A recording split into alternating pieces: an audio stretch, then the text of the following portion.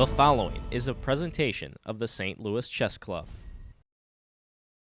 Hello, and welcome back to the finals of the Pro Chess League Summer Series. My name is Caleb Denby. I'm joined, as I was yesterday, by the wonderful international master, Dorsa Derakhshani, and we're here to give you the coverage over the match against the Sao Paulo Capybaras and the St. Louis Archbishops.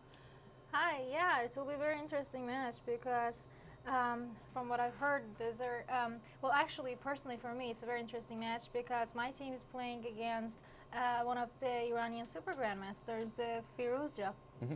And it's very interesting for me since I've known him since he was a kid, and, well, he's still a kid, but but yeah, it will be very interesting for me personally to see how the Archbishops will play against this team, and especially this player. But yeah. Yeah, it was certainly a difficult road to get here. Last night we did coverage over the big match against the Chengdu Pandas, and then this morning we actually took out the Chess Bras in crushing style. We won something like 10.5 to 5.5. Yeah, I've heard about it, but it would be very interesting if we could see those games too, but it was very early morning, I believe. Yeah. It was So yeah, thanks to the players for getting up so early to get the job done there. And Yeah. Apologies to the Chess Bras, who I'm sure struggled with the early morning round. I believe some of the Chess Bros also reside in St. Louis. I'm not sure which ones, but Yeah, I know I think they spend a lot of time in St. Louis. They have a house here, I think, but to my knowledge, they're all in Canada Yeah. for the moment. Oh, all right. Yeah, this will be interesting games. So, do we have a lineup for? Yeah, so our lineup, as always, is Super Grandmaster Fabiano Caruana on board 1, Super Grandmaster Wesley So on board 2, International Master Nicholas Theodorou on board 3, and then finally National Master Josh Bloomer on board 4. And going up against, it's a pretty tough lineup. Board 1 for Sao Paulo is Sandro Mareco, who is a 2600 plus FIDE rated Grandmaster. Board 2 actually is the now over 2700 Alireza Firouzja. So that'll be some interesting matchups to see there. Yeah. Board 3 is Krikor Mekatarian, who is a 2550 rated Grandmaster. And then finally on board 4 is a National Master, Lucas Cardoso, rounding out the lineup for Sao Paulo. So it's going to be interesting to see how these players stack up. I think, as we usually do, we'll have advantages on board 1 and board 2. And so it'll really come down to how many points can Josh Bloomer score to really put us over the edge. Yeah, but last night he did a very fantastic job. Yeah, absolutely. In the last round, I believe he played a really beautiful game. Well, from what I remember, he played beautiful game every round, but yeah, he just couldn't finish up the job. But the last round he did, and it was very interesting to see for us, and hopefully he'll manage to do the same things again. Well, more points, but the same beautiful chess that we saw. Right. Yeah. No, he ran into some difficulties there. A lot of winning positions, but not able to convert in the time pressure. It can be very difficult. So we're just waiting here for the games to get started. Looks like Chess.com is still getting everything set for the moment. So what are your predictions? What do you think the final score is going to be? Ooh, it's a tough one. Well, obviously I want the Archbishops to win, Right. and the more points the better. But I do think it will be a very close call for anyone who wins. It will be a very close call. So, my prediction is that we will win by just 1 point. Yeah, just by 1 point. Interesting. Yeah. From what I know, that we don't have the draw odds. So. Right. I think, to my knowledge, that there's a tiebreak going to be played if we do tie in the main match. So I'm not entirely sure on the exact format for that, but we'll cross that bridge if we come to it. I don't think we're going to get that far. I think we're going to definitely crush Sao Paulo. I don't know how close it's going to be, but the only kind of wild card I think is Firouzja on board 2. He's the speed chess specialist, and while this is kind of rapid time controls, it still is a lot faster than a lot of these players are used to. And Firouzja will probably be right at home, playing on the internet, playing with well, actually, this is such low interesting increment. because I've heard a lot of rumors about him trying to move to France. Oh, wow. So I don't know how true they are because I'm not personally in touch with him. But if that is true and he switches federations to France, that will be, I believe that's a very good stepping stone for him. He might be the next Maxime here. Well, or two French players in Singfield Cup or some stuff like that. It would be very interesting to see that growth, especially since he's so young. I'm not sure exactly how young, but I know, I believe, oh, we have a game starting. Yeah, it's something like 17, 18. Yeah, but that's around the age. Yeah, it looks like a couple games have started. We're going to take a look here at Josh Bloomer's game. We have 3 games that started. So Josh Blumen's game started with e4, e5. Thank you, Josh, for your e4. And they are playing Sicilian defense. Could you, oh, I am so sorry. Could you one more time remind me of Josh's opponent and rating? Josh is playing board 1 for Sao Paulo, who is Sandro Mareco, just like the username says. Yes. And he is 2630 FIDE. Yes, great. This will be one of the hard games for Josh. Yeah, the board 4 versus board 1 matchups are always going to be tough. Yeah, but I personally like the opening that they played. It's very interesting to see this sort of pawn structures. I believe it's not a hard game to play because as white and I'm assuming also as black, you know what you're doing in your position. You're going to try to push the d pawn.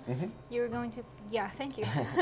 You're going to bring the bishop out, and hopefully, if there will be no exchange on d4, you will have some stuff ideas with knight d2, knight f1, and bringing the knight to the other side of the board. If there won't be a cd4, cd4, so yeah.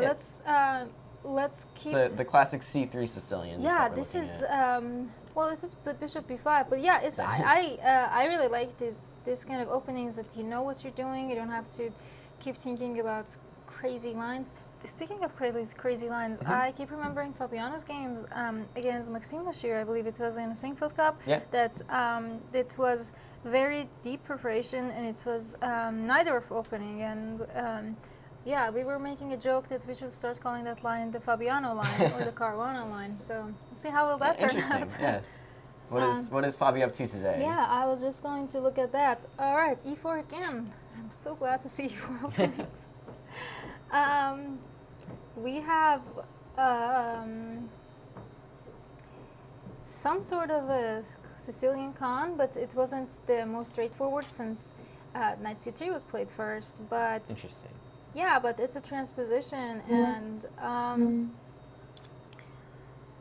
yeah, I can't really recall any recent games of Fabi playing this setup with black, but this is very interesting because again, the players know what they're doing, and especially in Sicilian Con, there could be some really sharp lines that white would have to look out for. What I know for Sicilian Con is that the move d5 would be a very dangerous. It would be the lookout for either sides. So yeah, this would be an interesting game. Yeah. I do want to check on. Let's look at Wesley's So game first because he's our second board. Absolutely. Playing their third board. These are the key matchups in Yes. round 1. Is the board 2 against the board 3. My prediction for this round is Fabi will win, definitely. Wesley might have a little bit of difficulty, but he should be able to win the game, especially because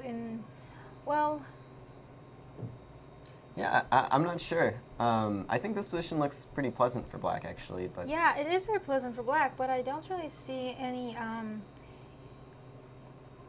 clear. I can't really.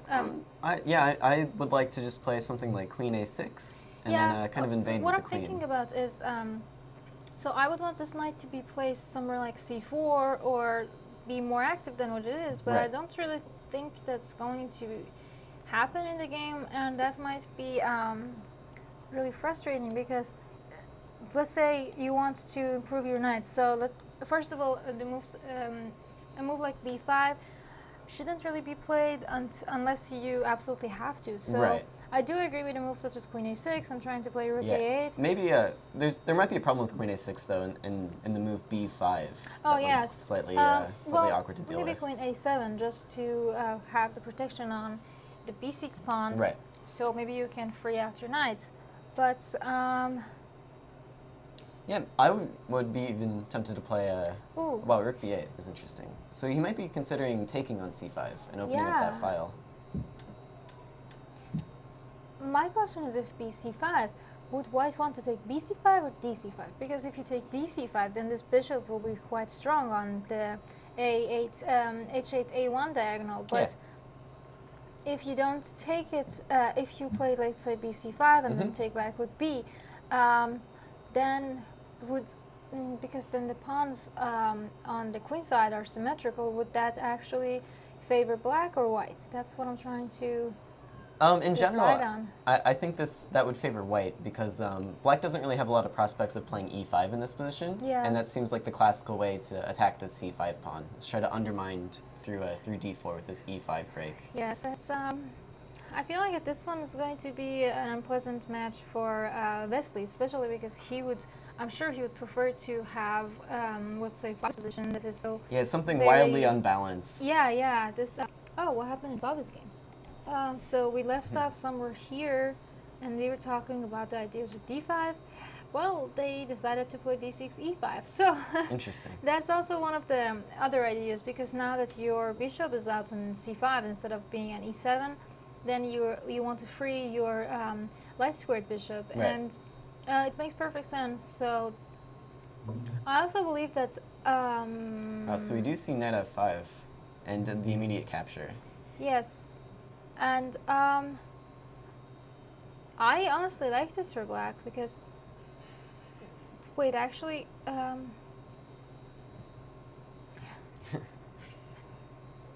So I don't know. It seems like an interesting position. It is so interesting, white has but- this nice light squared bishop, and black has the two knights, obviously. But black has gained an advantage in the center.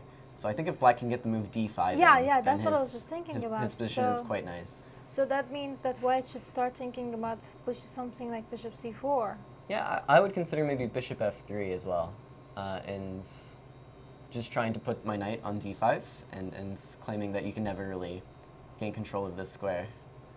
Also, Fabi is like 5 minutes up on time. Yeah. So yeah. This is something we've seen from Fabi actually. He's playing some wild and kind of crazy line, and then just Well, being this up is- on time. This is nowhere near what you played with Maxime. So Yeah. it's let's take a quick look on Firuzja and Nicholas. Yeah, Nicholas, and So this is definitely one of the tougher matchups this round for us. what is going on here? So this looks like Yeah, a some King's King's Indian. Indian. So let's take a quick look. Mhm. All right, everything normal so far, so good. Just following theory, developing your pieces. Yeah, I like this idea with knight e1, e4. I'm not an expert in this opening, but it looks very natural to me. So the bishop here is quite strong, and you want it to be replaced. Right. So No, yeah, this makes a lot of sense. It does, yeah. Obviously, white goes for the central advantage. In this Yes. case, with the fianchetto on g2, it's a little more conservative than the classical lines, where black kind of just tries to checkmate white. The bishop provides a lot of defense. I agree. But then black manages yeah, to that's trade off why this bishop. h3 makes so much sense. And knight c2, just trying to relocate the knight. Controlling the nice d4 square, so that after d5, the knight never has the option to hop in. Exactly. And the other thing to think about is, so after the light square bishops are exchanged, so you can see that as white, this the light square bishop wouldn't be the best, since all of the pawns are placed in light squares. Right. So it's a good idea for, I believe, white to have that bishop exchange, and especially in King's Indian attacks, this bishop on the light colored bishop would be really annoying for white. Now that that's exchanged, it will be interesting to see if Firuzja can actually make an attack out of this. Yeah, so Firuzja goes for this f6, and I assume f5 to follow. Yes. The classical pawn F3. storm on the king's side. And then how is Nicholas going to find counterplay? I guess with like there are a knight lot of- d3 and Yeah, c5 yeah. There are a lot of perhaps. things to try out in the queen side for white, but I'm trying to figure out what would be the most efficient way to stop black's attack in the king side, and then start the queenside, or would it be a better idea to start marching on the queenside while? Well, looking at the pawn breaks that black has, I'm not so sure that black is really threatening to break through yet. That if is you ever true. play f4, I'm simply G4. going to play g4. Yeah. And if you do play g5 and g4, I think maybe f takes g4, and you're not really getting enough open files to I really agree attack with my that. king. I think Nicholas has the king side under control, and he goes for the queen exchange, which would make so much sense, especially because if the queens are exchanged off the board, then this attack won't have that much. It won't be as worrying, I want to say. Yeah. But Queen also a4 is actually, it strikes me as kind of an odd move. I'm a not sure little that's one bit, that I but would play. depends on how would black try to respond to it. Because also another move to consider is, let's say in long run, if there is g5 ever played, Right. then the queen, if the queen makes it to g6, it could be a little annoying, and the way to do that would be with queen e8, queen g6, Right. or to relocate the knight and queen f7, queen g6. And so I can understand why queen a4, then you are eliminating all the options with queen e8. Interesting. Yeah, to me it looks as though like usually the queen's a very nice defender of the king, and so it's kind of far away on the queen side. But I guess it's I trying to agree. remove the black queen from play as well. Yes. So let's just hope Nicholas won't forget about his queen. Knight d3, b6. They are all. Wait. Is he trying to make something with knight c6? That must be it. b6 of course weakens the square. Yeah, but I don't really see the purpose of the knight on c6. It definitely looks really nice, but is it as useful as it looks? Yeah, I would have liked to see something like, the classic b4 and c5 idea. Yeah, well, if that before c5 idea happens now, then it's going to be way more stronger, since there won't be a rook b8 or a rook d8. So that's definitely, if that happens, it's going to give so much more meaning to the knight c6. But queen c2, f4 was played on the board, g4, so you're locking up Yeah, I didn't the expect. side. I didn't expect black to go for this. Now the only way to break through for black is really going to be with a sacrifice, something like knight takes g4. I later agree, on. but what if there is h3 played, and then So yeah, h3, yeah, h5. h5 was played, and now Nicholas played queen d1. As you mentioned earlier, the queen is a nice defender of the king, and it's a good idea to have it around. So Yeah, and this is specifically aimed against stuff like knight takes g4. I Yes. think that's really the only way black can try to go for a checkmate here, is something like that. So yeah, king f7 is anticipating the opening yes. of the h file. the idea of with rook h8 and most likely queen g8 and bringing this the heavy pieces towards the king side. Bishop e1 is a nice move, but was it necessary to play bishop e1? I'm thinking, is there any way that the knight could be more useful? Possibly. I think this is a common idea, is just to put this bishop on f2, where it eyes the queen side quite nicely, and it also, again, defends some key squares Also, like knight h4. I'm thinking, is it a crazy idea to take my king and just bring to the queen side? Definitely not a crazy idea, but Because I don't see at the same any- time, once you kind of put this king on the queen side, then suddenly it's a little more difficult to play moves like b4 and c5. That is correct. I wanted to say a quick hello to all the viewers here. John Bobbler, Cheesy Chess, Boruto fan, and New Devils 101, all watching the stream in the chat. Oh, thank Good to you. see you guys. Thank you for joining us. Of course, this is the finals of the Pro Chess League Summer Series. We're squaring off against the Sao Paulo Capybaras, and we're hoping to take home the trophy. They're playing really fast. It's so this idea with bishop to f2 was played, and this honestly worries me a little, because I'm never going to have the idea to try and bring the king to the queen side. So I hope I'm wrong, actually. Yeah, I don't know. I've played a lot of positions like this, and I mean, usually I end up checkmated, but I think Nicholas is b4 was a bit played, better than me. exchange, and you got the sacrifice that you wanted. Interesting.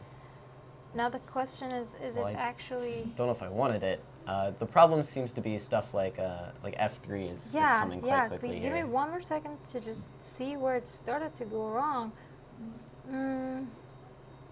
Yeah, It looks very unpleasant. this might be a situation where g takes h5 is actually required.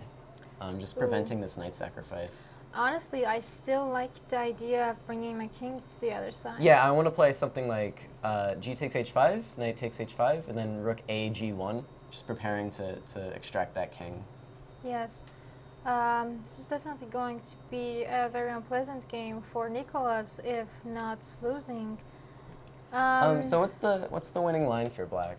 I feel like you surely have to take this knight. Yes. And then how does black win?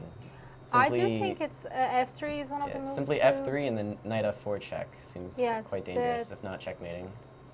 Yeah, especially because where would you go with your king? If you come I- to g1, the h1 his rook is hanging. The queen is defending it, but you cannot play king g3 because of rook h3, and then that would be mate. So yeah, that's why. Nicholas is actually just losing this pawn then. Yes. Not the best. Not the best. Of course, this is one of the toughest matchups for us I in this completely round. agree. You This know. is. I actually Alvarez think is a this monster is. on board too. Yes. Let's take a look at the other games quickly, so we have a better idea of Sure. how we're doing on the match. Let's look at Fabi's game. This endgame looks very. This is a winning endgame, right? This is. It must be. Yeah. Rooks are worth more than bishops.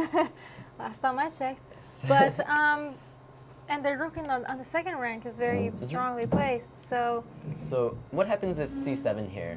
Do we take the bishop or? no. Well then, Wait. what do we play? If we take the bishop, you make a queen. I have Right. to take, and then well, actually, it should be good enough because I can just take on a4 and the also f pawn falls as well, yeah. which is incredibly important. Yeah, c7. But if you don't play c7 as white, then what will you do? Exactly. I think c7 regains the exchange by force, but unfortunately the rook endgame seems to be losing. Yeah, Fabi knows his endgames. He'll be fine, and he has so much more time. How is Wesley doing? This seems like it's going to be the key game for the matchup. So Wesley did get this queen to c4, so He this is what I did, was hoping but- for. It still looks quite unpleasant for both sides, actually. Well, so white went for this f4 to f5 move. So this releases some control over the e5 square, but it does make some pretty key weaknesses in black's camp here. I also feel like, especially since Westl has so much more time, this might be one of those games that, in time trouble, Westl is gonna pull something off that's not the best move, Right. but then white would fall for it. So this is an interesting position here. Yeah, but if you recapture on e6, what is white going to play? Because his knight is kind of hanging. If you play queen g6, which seems natural, I think I'd like to just play knight to f6. Why and not I think knight I'm f8? defending. Oh, knight f8. No, yeah, that would just be winning, actually. I think so. What if a move like if fe6 and you would just play? Can you play just something like rook d3? Yeah, rook d3, Yeah. and maybe then is the right moment to open the b file with b Yeah, takes c. to take bc5 since you can't play bc5 and the rook would be the rooks would be exchanged and then the knight's hanging. So Yeah, too many pins. yeah, I I don't like know if- this. Yeah, I don't know if I like this decision to play f5 by white, because now after fe6, there's also all sorts of ideas of black playing e5 at the correct moment. I feel like we left it up somewhere around. Actually, we left it up somewhere around here. Yeah, after We- rook b8, I think. Yeah, and we then- left it up at g3, and so few moves have been played since we left it off. Queen e6. Yeah, it's kind of a f5. tense position. I feel like this is a very big decision to make, and actually, yeah, white spent about 3.5 minutes thinking about this position. Fair enough. Wesley also spent equally 3 minutes deciding on queen c4, and fe6 also took another 3 minutes. Wesley took back right now, and I'm still trying to figure Yeah, out. I'm not how- sure what white is doing. I guess Is a maybe. move like queen e7 valid?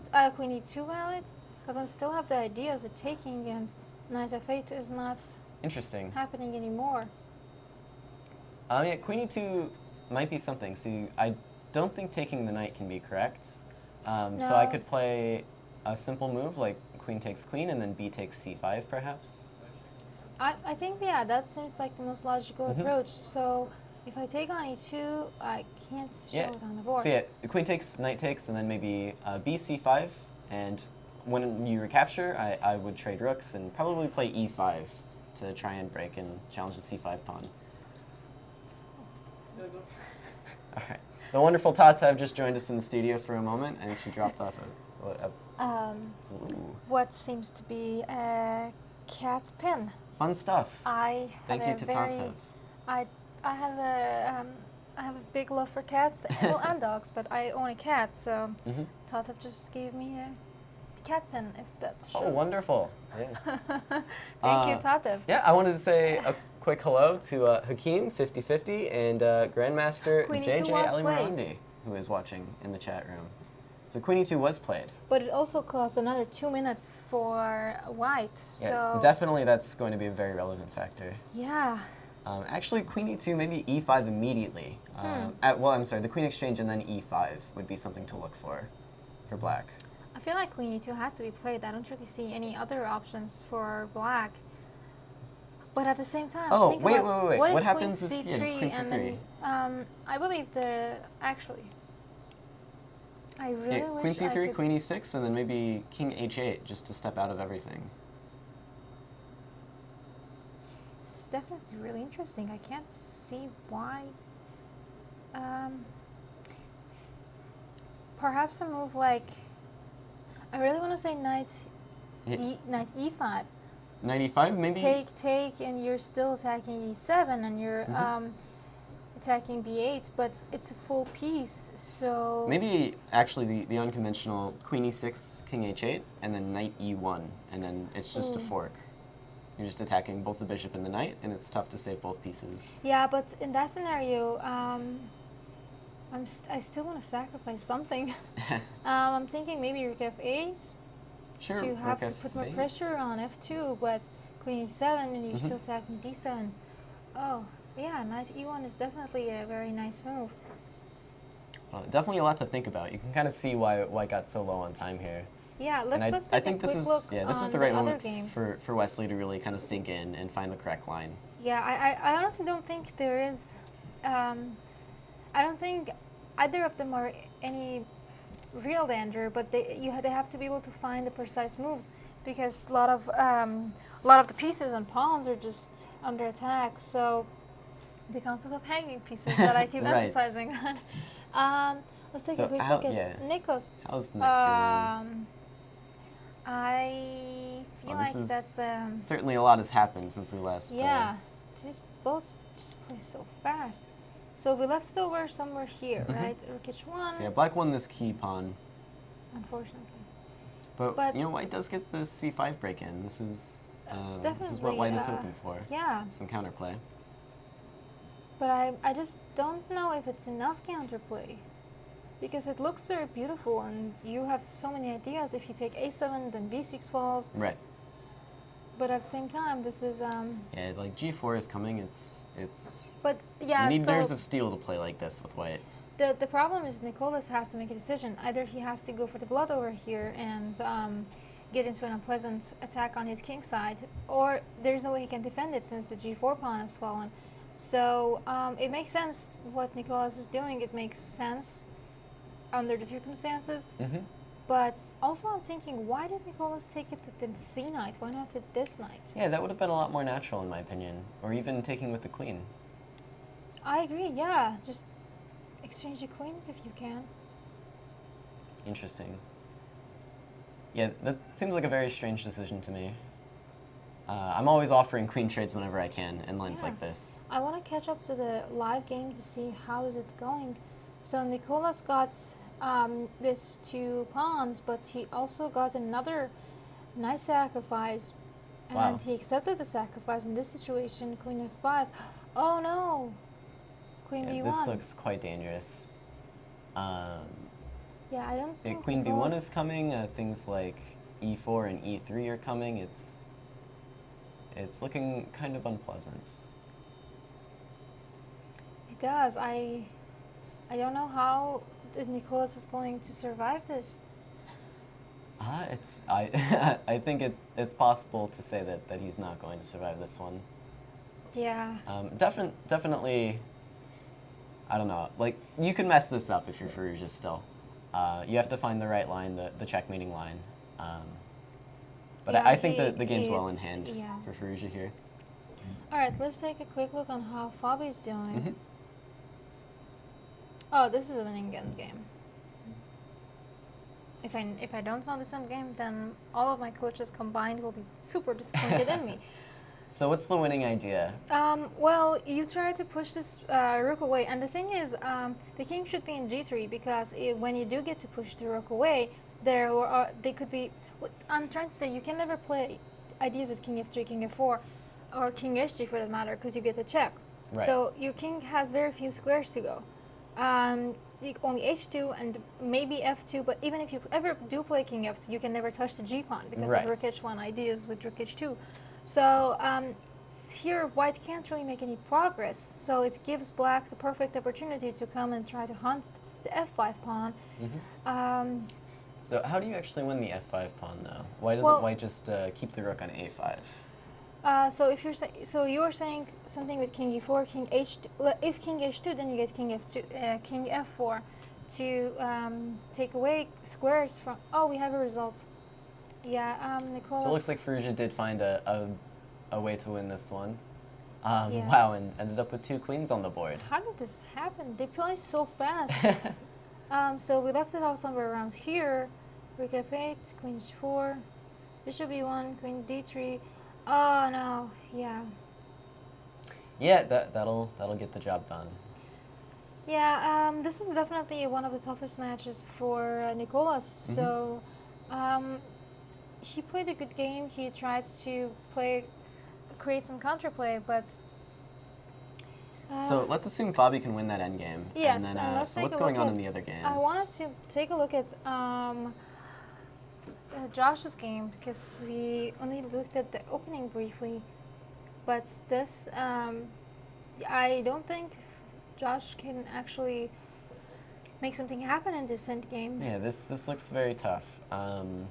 He has a rook for the 2 knights, and I believe the pawns are equal. And so obviously the 2 knights aren't the 2 minor pieces you would pick given your choice of any of them, but in this case they're actually doing quite a lot. There's a lot of squares for them to hop into, Yeah.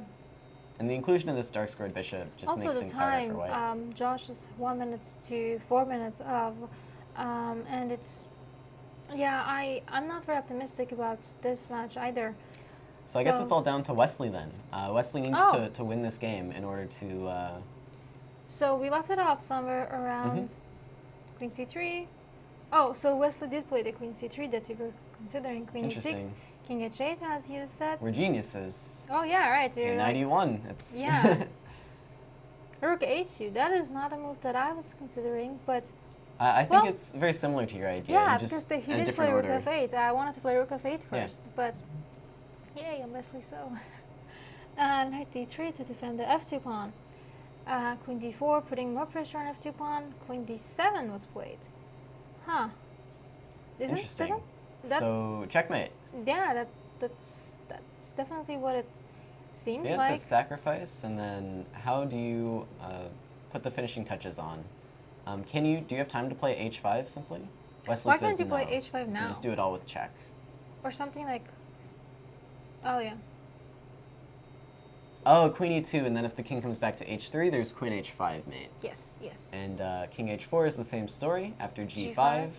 And then I guess king f5, there's queen e4. So it looks like this match is going to be a 2-2. Just checkmate in all lines. So Wesley's definitely going to win this game. Mate in 2, I trust that he can find it. Let's So, yeah, keep what's Fabi up watching to? Fabi's game. So Oh, wow. This is not what I expected to see. well, the thing is, white can't really take on it a2, can he? Because you just get rook e2. Right. So he just retreats. But now, yeah, with this rook on the side of the pawn, now the path is kind of cleared for the king to come over. Yeah, I completely agree. Fabi's got this. Let's see if I want to keep my focus. Actually, Oh, he's never just mind. checkmating him. That's very mean. That's Yay, very mean. Go, Fabi. So, 2-2 confirmed. All the games have actually wrapped up now. Josh did end up Yeah. losing in that endgame, which was kind of expected. But yeah, the 2800s got the job done this time. Thank you, Wesley and Fabi. So yeah, Yeah, definitely these are- kind of a crazy rounds. I completely agree. This was really hard to predict. Well, actually, it wasn't that hard, but I had more hopes for this game of Yeah, Nicholas I thought against Nicholas had a Firuza. very pleasant position. He was playing the opening in the middle game well, I think. Yeah, I still can't figure out where he started going wrong. I'm assuming somewhere around here he started to play a little too slow. Yeah, this queen c2 and then queen d1 obviously looks a little bit strange. Maybe the queen should have just come to d1 immediately. I agree, probably that is it. But also, I still don't understand. Could I actually simply just bring my king to the queen side? Any of the audience I think that seems kind of objections? reasonable. Even just bringing the king to like d3 would be a lot safer than Yeah, because than the king side. The best you could do is probably put your knight on c5, and I can always have the idea of b4. Even if you play a5, okay, I have a knight on c6, a knight on c5. We'll just hang out. It's not the end of the world, but Right. I feel like Nicholas underestimated the attack in the king side. Otherwise, he would have played his king to the queen side, or at least prepared better for the attack. Yeah, I think he just underestimated Black's threats on the king's side. It looks like he had everything pretty well under control with this queen on d1 defending against the sack on g4, but the tactics just didn't seem to work out for him. Yeah, I agree. I'm also thinking, would it be a good idea for him to, if let's say instead of queen c2, he did play queen d1, and then queen, let's say e2. Yeah. Could he play knight d1, knight f2 to just cover more squares, and especially h3, and then try to play rook h1? Would he have enough time? Yeah, I think this knight on f2 is another defensive setup that White uses quite a lot, so that would make a lot of sense to me. I think I was a bit too harsh on queen c2. It kind of forced Black's hand to play f4, so I think that move actually makes a lot of sense. All right, but so how would yeah, you? even here, I think like knight d1 would be a very nice move. Yes. Unless the immediate sacrifice or is bishop e1 problematic. early, if it is possible. So Well, maybe start with h3 and then He did h5. play h3, h5, and then he played queen d1. Could he actually? My question is, could he play bishop e1? I think he was really just concerned with the immediate sacrifice. Just h takes g4 and then knight takes g4. Yes. It looks kind of dangerous. So because he played queen d1 and then queen e2 later on, and I was trying to just place my queen on e2 immediately. So yeah, I would have liked to see queen e2 here and then knight d1 to f2, rather than bishop e1. I think this bishop remaneuvering didn't really. I don't have the really desired understand the effects. concept of bishop f2. That's the one move that I don't understand. Because you could still try to play bishop queen e2, but he can never play knight f2 again because of the knight h4 checks. Well, so, yeah, I'm not so sure that knight h4 is totally a huge problem. with your queen on e2 and your knight on f2. Could there Obviously, be I would like to have king f1 be legal in that Yes. case, but yeah, maybe that is a problem. I don't know. I guess maybe Black had more threats than we were giving him credit for. There are some very concrete problems here for White. I agree. So we're back to my idea of running away with the king. Yeah. I guess I believe Nicholas JJ just is saying took too long. something. Yeah, he just popped in to say hello. Yeah, so JJ, can I move my king to the queen side? Yeah, Yes. it will be. Need some Yeah. professional advice here. Yeah, it's definitely an interesting match to watch. Well, 2-2 was the expected result, so could you tell me the lineups for the next round? Because I For believe the next rounds. So, yeah, I believe Fabi would be playing board 3, which is GM Crykor. I believe Wesley is going to be playing board 4 next. I'm not 100% sure on that, so that would be Lucas Cardoso. And then Josh would have to square off against Ali Reza, and that leaves Nicholas to play against Sandro Moreco, board 1 for Sao Paulo. Okay, so it's definitely another interesting match. I wanted to say that I do remember a while ago, when was it? A few months ago, in a tournament in Germany, I believe I might be a little off. Firouzja lost to a 1900. And it was right before he crossed 2700, and so I'm just saying it could happen. Yeah, But Yeah, it's yeah. very easy to Oh, drop yes, games, that- especially in a format like this. that is a tournament that there were a lot of controversies about. So he was paired against. So he still represents Iranian Federation, and he was paired against an Israeli opponent in the tournament. I believe it was in Germany. Again, I could be wrong. Wow. And then he refused to play because that's actually a different time about why Iranians are not supposed to play against Israel. Right. But and that's not down to the person, but that's kind of It is not some down to rules person. set out by the federation. I chose to play against Israel, and so my brother also happened to play against Israel. So, but we don't play for Iranian National Federation anymore. I play for U.S. and my Right. brother plays for England. But so yeah, that was, and I believe that that psychology also affected Fever's Jazz tournaments, and that Germany tournament. Again, because he couldn't show up on the board, and then Right. he lost to the 1900. But yeah, it was interesting to know. Yeah, so looking forward to the next rounds, what do you expect to happen in the next round? Another 2-2 result with the top boards winning and the bottom boards losing? I think that's the expected one, but I have more faith in Nicholas. Yeah, here we see that the game actually got started. I think this is the matchup to watch because I don't want to insult anybody, but I think Sandro Moricco is kind of board one in name only. I think Alireza is really the toughest opponent here. I from agree this with lineup. that, especially he had a very good year last year, and he managed to cross 2700. So Absolutely. So I think this is the chance for Nicholas to try to score an upset. why do we keep getting kings in the end? I don't know. It's certainly interesting in my It opinion. is. But, So I was so gonna it's say it's maybe almost the exact same line that we saw Yeah. last time, but Black is taking a little bit of a different approach here, going for bringing this knight to c5. feels a little like karma is telling Nicholas, what you just lost, you can gain back. All right. All right, I'm gonna leave this game Mhm. to watch Bobby's game, and so what is going on here? We have Roy Lopez opening, or Spanish opening, as Mhm. people like to say. We got Berlin. I'm sure Fabi has excellent preps in Berlin, especially. Yeah. So yeah, it's. I was watching the Singfield commentary since I've been here as the GM residence right before Singfield started, and so I've been watching them, and it's I see the players interview, and a lot of them are very honest about how they forgot their openings, or they couldn't remember that one specific move that they prepared and they were really proud of. Right. So one thing that I would like everybody to know is that chess players, even the super grandmasters, do mess up their lines. So Yeah, it's kind of ridiculous how much openings that they're expected to remember. Yeah, And so I it's was gotten to the point where they just can't. I was thinking, so in the medical fields, there are some people who genetically can have a photographic memory. Right. So like, and those would be like the super like the encyclopedias that go to med school and they remember everything. So I'm Yeah. thinking, This is something that's been said about Magnus, right?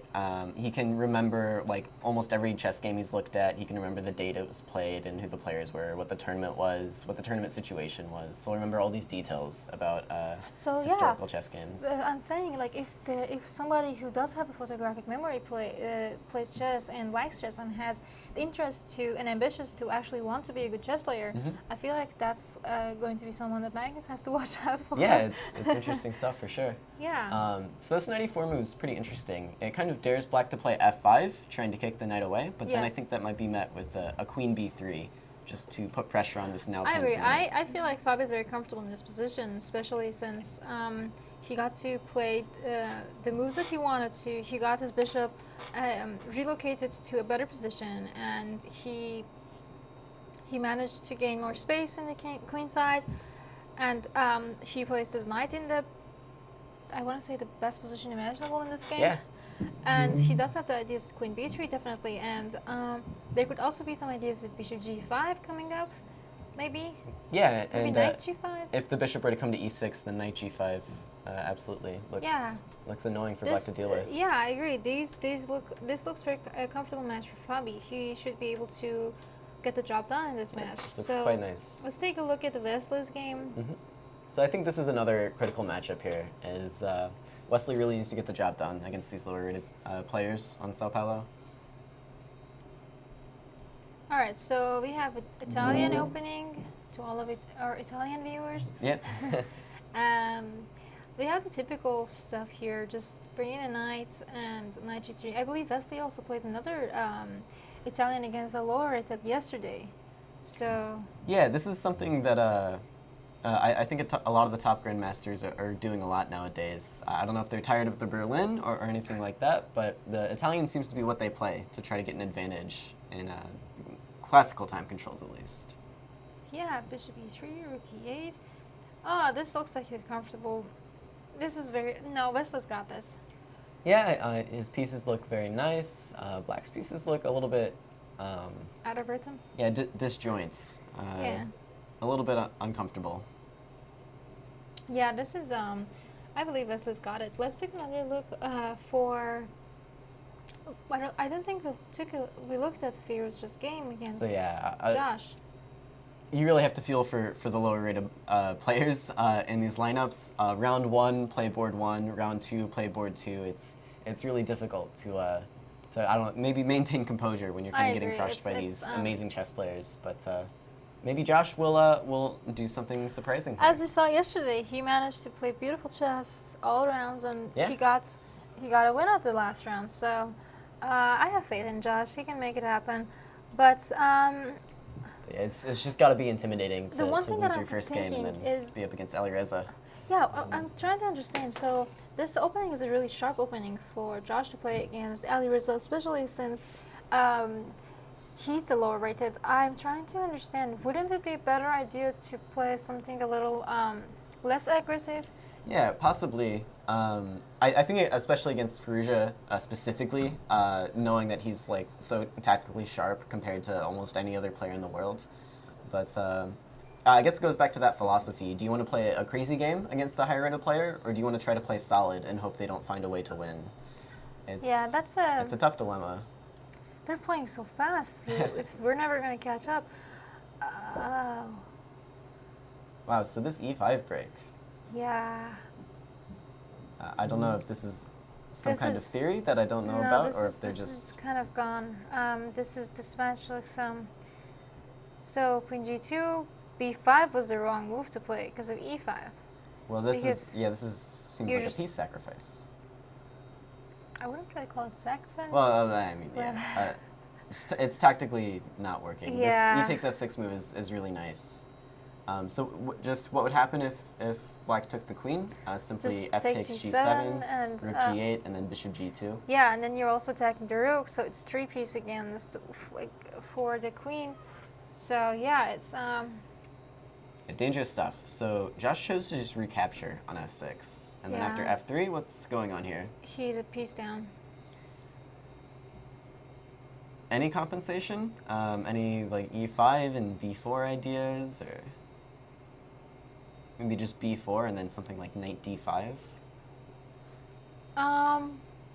He did play the b4 knight d5, but I Oh, don't okay. really think that's going to be near enough compensation. He's just simply a piece down, piece to a pawn, but Right. it's- So he does have these center pawns. Something like e5. if I was playing yeah. the game. I swear I'm not just reading the notation.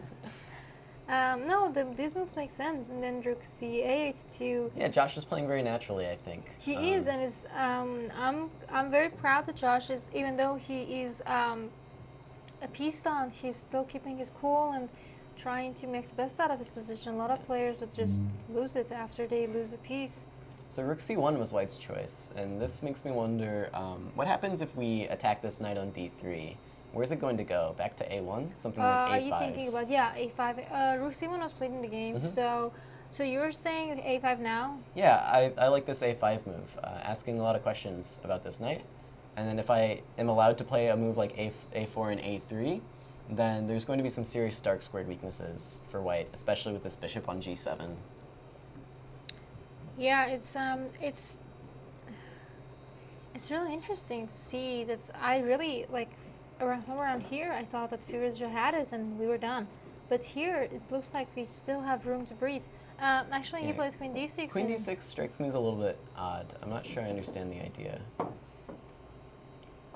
This doesn't seem like the time to improve your queen slightly by bringing it to d6. This seems like the time No, where you to really need A5, to A4. launch the attack. Yeah, I agree with A5, A4. Yeah, I'm not sure if there's any other ideas here. Maybe a5, who's worried about bishop b5, defending some light squares. But Queen D6 does not help that. Yeah, no, anyways. I'm not. I don't understand queen d6, but maybe that's one reason why a5 isn't. I am not wasn't sure played. what's exactly the players are hoping here. Well, this is really hard for me to understand because, yeah, since Black has lost that piece, he should have. Well, actually, Firouzja is also. I don't understand. So what if h5 now? I just block this side and we'll see. Yeah, that makes sense to me. I mean, as for Firouzja, I would just kind of, I would want to be comfortable in my piece up position somehow, and find some way to maybe simplify things. So maybe that's what g5 is aiming for. So g5 is pretty much just trying to block the king side, so he can keep both of them can keep their focus on the queen side. You know, that doesn't sound like it should be right, but That doesn't possibly look that's right to what me. Black is up to. Yeah, d4 is not a move I like to see. This really stunts the bishop on g7 and gives white this e4 square. Yeah, also the bishop on f1 now could be a real monster. Yeah, I don't like the way this game is going. When he actually captures on g5. Yeah, I don't know. I don't like this for Josh. Let's take a look at. Let's check out. Yeah. How are the Wesley 2800s doing? Oh, he's got it. Awesome. Go Excellent. Wesley. He seems like he's got it, right? Yeah, knight He's got it. c4. Otherwise, I don't So- understand chess. Where are the tactics? Are the tactics after e5 or are the tactics after f5? Or it doesn't matter. You can play whatever you want. I want to say whatever, but One important thing is that knight takes c3 actually isn't a huge threat here. You can take back with the queen, and then there's no c4 because the bishop isn't defended yeah, enough. that is correct. So e5 was played on the board, and king g8. I would really love to have my queen on like e4 right now, but that might be a legal move at this point. Yeah, so Wesley just powers through with f5 immediately. Is he going to go through with f6 or e6? Honestly, you might just go through with bishop takes h6. I think this is the hidden meaning here. So maybe Black has to capture on e3 first. I agree, but if But knight e3, can I? You just queen e3 and then queen g3 even is just, it's devastating. This just looks like checkmate to me. Yeah, Wesley's got it. Let's take a look at Bobby's game. So Fabi still has this extra space. He has some nice control over this diagonal with the battery on b3 and c4. And Black's probably looking to play something like bishop e6 here Yeah. and just trade off some of these nasty pieces. Um, One problem for Fabi maybe is that after h6, the dark squared bishop doesn't have a lot of options. Yeah. Maybe he could create some options with something to have the bishop to do in this diagonal, but I feel like that's too much dreaming. Yeah, it definitely looks difficult. Oh, Yeah, if you're just joining the stream, hello. Hello to DJ Chess Dog. Hello to Nasir, who says hello to you. Hi. I'm not sure. I'm You not know who sure. Nasir Oh, is? that's Nigarhan. She is, she goes to school. She's a graduate student. Yeah, she's also from Turkey. Awesome. Well, hello. Thanks for joining us. And so queen d1 was Fabi's option, or Fabi's choice. I'm not sure. I don't fully understand this move, but I want to say Fabi's got it, but yesterday I was sure he got it, and Yeah, Yeah. that end game would really. Well, do you Stress understand? me out. Do you understand this move? I'm not really sure what the aim is. Maybe he's just bringing the queen to e2 for some reason. Just Well, I feel like if maybe we could think about it like, so what is my queen doing here? Just putting pressure here, but yeah. Maybe never it's- gonna actually get anything out of it. So Yeah. maybe that's why queen d1. Oh, c6 was played in the game. So maybe he has some ideas to do in the d5 square, but I'm not entirely sure if that yeah, could happen. I don't know. It's too deep for me. So c6 was played and queen e2. So yeah, you were right. He wanted to place his queen on e2, but to what purpose? I feel like the next few moves are going to be for white trying to double up his rooks on the d file, and I still don't have the place for this. Maybe he just wants to play bishop e3 and exchange this bishop since he can't really make anything possibly. happen with it. So I'm actually kind of expecting a bishop d3 here. I thought Fabio would want to keep these pieces on. Yeah, especially because when the bishop is in e6, the bishop doesn't really have anywhere to go, and the knight on d8, like the knight should be on e6. Yeah. But And I was going to say, with this queen on e2, maybe Fabio's looking to play c4 and b5, and this is why he rerouted the queen in this manner. I'm thinking if he has his bishop on e3, then this maybe c4, c5. But no, c5. no. Yeah, I wanted b5 actually. I'm thinking if he gets to play c4, and let's say c5, then this bishop looks like just a gigantic pawn. So I can just play bishop b2 and put more pressure on e5. Oh, interesting. Yeah, I was looking to play b5 because I wanted to put this bishop on a3, but b2 is actually a very nice square for it after c4. I like Fabio's position. It's quite annoying for black to try and find moves here, find ideas, because first of all, where do you put your knight? If you touch your bishop, where do you take it? Do you take it back to d7? Yeah, Then you would have to admit that bishop e6 didn't really make so much sense. So This is definitely difficult. I feel like Fabio's ideas are pretty clear to play on c4, c5, or c4, b5. He has these ideas that black's ideas, for the better word. Right. Yeah, That's I think Fabio's playing well. Yeah, I feel like our first two boards And got it. Not to mention, he's up like 6 minutes, which is Oh, yeah. definitely relevant. Let's take a quick look at Nicholas, Nicholas's maybe. We haven't game. seen him in a while. So I think this is a definite chance for us to take a lead in the match here, is this matchup with Nicholas and Sandro. So Nicholas is, in typical style, Nicholas has style. ripped open the king's side, and he's looking to attack the white king, Yeah, which is we actually something we've come to expect. We came from school together, and I made a comment that he's going to go full g4, g5, and h4, h5. I didn't really mean it. No, it seems to be the way he plays in these Pro Chess League matches. Yeah, and, let's take a quick look of. he tends to do well, so we I left can't off blame somewhere him. around here. Players trying to open up the board, and it looks like they managed, apparently. I personally like these positions, especially as black if I'm playing a lower rated. If I'm playing a higher rated, I feel like they'll know how to they'll know better than me how to defend, but also Yeah, I've never really liked these positions for white with the bishop on g2. I always Yeah. felt like it didn't make much sense there. But again, these kind of positions make a lot of sense to be played in fast chess.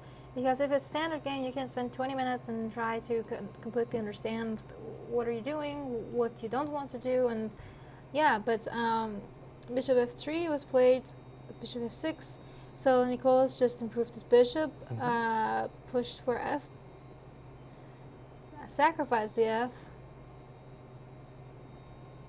but got the edge. Yeah, this is... This is looks so good. interesting. Am I missing something here? I think I would like to just play bishop g4 here. I'm not sure why that move wasn't played. And really just cement the light squares. I like your idea. I like it more than rook g8 because I feel like rook g8, I'm giving the Yeah, you're my giving the opponent f3 option. square. Maybe Yeah. even something slower like rook f6, just preparing to bring Yeah, the other rook yeah, into the game, or rook f7. I really hate this knight here though. I wish I could do something with it. Yeah, that's a valid point. It's also kind of funny because in my lectures I've been trying to teach knowing chess. Yeah, I think rook g8 is just kind of a cheap threat, right? Yeah. It's threatening rook g3 with checkmate, but bishop Yeah. f3 defends against this threat, and it also brings in some more support for the king. Yep, rook g8 is not an annoying move for Yeah. those of you who attended my lectures.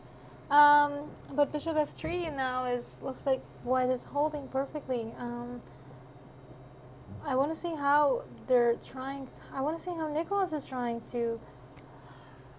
So black would love to play bishop h3, but there's this annoying knight f4 move Yeah, that's preventing so- it for the moment. So maybe he's trying to solve this problem by bringing a knight to d3. But what if knight f? Can I actually play knight f4 now? Yeah, I think that's totally reasonable. Maybe I'll play queen g5, and my idea now is kind of switch to h5 and h4. Yeah. Before we forget, we thought that Firouzja's game was very clear last time we left it, and it looks like it is. It looks Ouch. even more clear now. Yeah. With the queens off the board, white is simply just down a piece, and He did play this a5 idea that we were talking about, but a few moves later than it what seems we hoped for. far too slow now. This taking on g5 was another interesting I agree. decision. I feel like Josh just felt really pressured at that point, and yeah, this is yeah, this looks rather unfortunate. and Yeah, that he game was just throws in the towel. Can't blame him for that. Okay, let's take a super quick look. Okay, wow, this is really got it. Yeah, I mean, he just had a very nice position, and now he has more rooks, it looks like, so I Oh, tend we to have this favor... beautiful sacrifice here. Oh, knight g7, wow.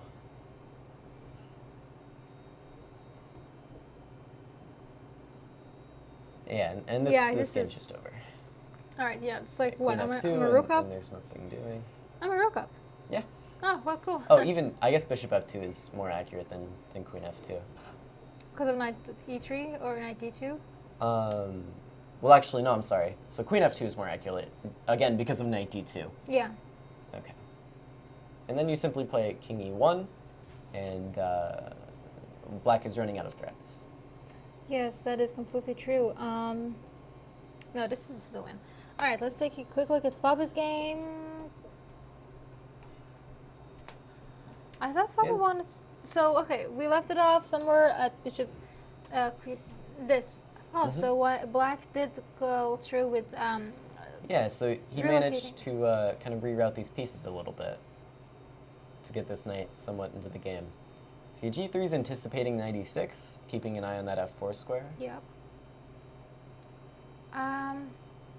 I don't know. I was still kind of hoping for something like bishop b2 and c4. Yeah, But I feel like the d4 it's- square would be too weak, and that's why it wasn't played on the game. It's a reasonable concern. So how is Fabi going to progress with that in mind? Wow, it looks like maybe he's considering some f4 moves.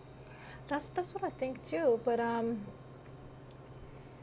trying to understand. Would the knight be better on e1 trying to go to c f3, or maybe to g2?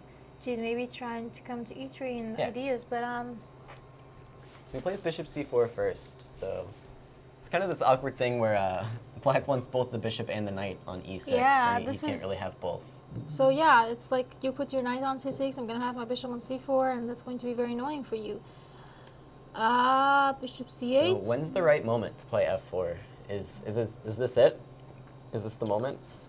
I'm still trying to understand. Can I actually play knight d3 first and then try to play f4 now? Yeah, I think I like knight d3. Yeah, I'm not sure if g2 is a better square or not than d3, but Oh yes, I agree with that. But I think you're right that the knight shouldn't stay on e1 rather. I feel this is a very, very nice positional game that I'm actually going to use in some of the lectures later. Yeah, it'll be quite interesting. Yeah, this is really interesting to just see how it's like. I wish I remembered the game. I knew that game's name in English, but it's like all of your pieces are like so together, and then you have to move one to create squares in Oh, space for another. right, yeah. I don't know the name of it in English. I know what you're but- talking about. Yeah, no, I can't remember the game either, but Yeah, but that's so king g2 must play. Just I feel like he's just preparing for an attack on the king side, and he has so much more time. So I'm very confident about this game. Fabi's got it. I wish I was wearing this shirt of Go Fabi. It's yeah, Now it's- it would be a relevant day to wear it. I think the nice thing about Fabi's position is he can kind of make these like tiny improving moves as long as he wants, because Black's pieces really aren't going to be doing anything in the meantime. I don't think Black has any plans of expanding on the king side or the queen side. I agree. I'm very pretty confident. Let's keep an eye on Nicolas's game, since Yeah, this that's the seems match to be we the would key want one. to. Oh, So he does get this knight to d3. Whoa, This is kind of something I was whoa. expecting. oh, what is going on? So there's this pin on the knight on f4. Yes. Maybe bishop e4 is something We left to it worry out somewhere about, around but- here, right? Knight f4. Yeah, and I was Queen g5. expecting queen g5. A3. A3 I think was a mistake, right? Because Yeah, you're just that pushing the knight to forces, d3. forces Black to do what he wants. But knight d3, what if I would get pinned on the diagonal towards my king? Queen c2? You mean? Yeah, that was Okay. actually played in the game, so... Just bishop f5 seems reasonable to me. yeah. Yeah, I don't know. I think this is going very I well really for wish Nicolas Nicolas. wins this game, because if he does win this game, we Yeah, that's are... huge for the match. That could be the decisive game. Yeah, I don't bishop f5, and what can white do? I'm going to take on f4 next turn. Oh my goodness. I might need to start has other sharpening my ideas. tactics. For the comes. But what is wrong with bishop f5? Is there anything wrong with it? I don't know. What am I missing? Okay, you have to take on f4. If you don't take on f4, you're just a piece down. So take on f4, take Yeah. on g2. Yeah. Is king h1 forced? What happens Ooh. on king f1? Maybe king f1, I can have So- bishop h3. King f1, I was actually expecting rook takes f2, Huh. and then queen f2, knight f2, king f2, rook f8. Oh yeah, that should do it too.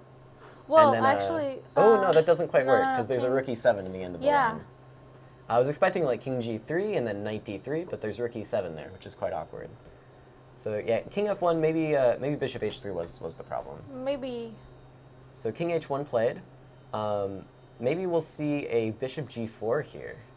That looks like an interesting way. king g2. Then bishop d1 check. And I pick up the queen, and I think I have like one extra piece somehow? Two knights for a rook or something? Yeah, it will be too nice for a rook, but I'm trying to understand. So if I would really like to be able to like give a check on the h file right now, but Well, I don't know. There's this bishop h2 always to defend against that. what about something like bishop f5? Yeah, thank you. So bishop thank f5. You just Oh wanna- yeah, and you now knight just- f2 is Whoa. devastating. Oh, wow, they're playing so quickly. Why were those moves played so quickly? What is going on? He just pre-moved. In like the most critical position I've ever seen. He pre-moved.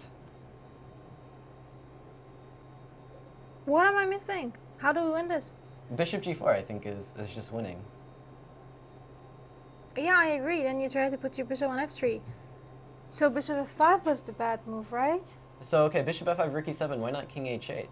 Oh, there's queen c3. Yeah, yeah. Oh. Wow.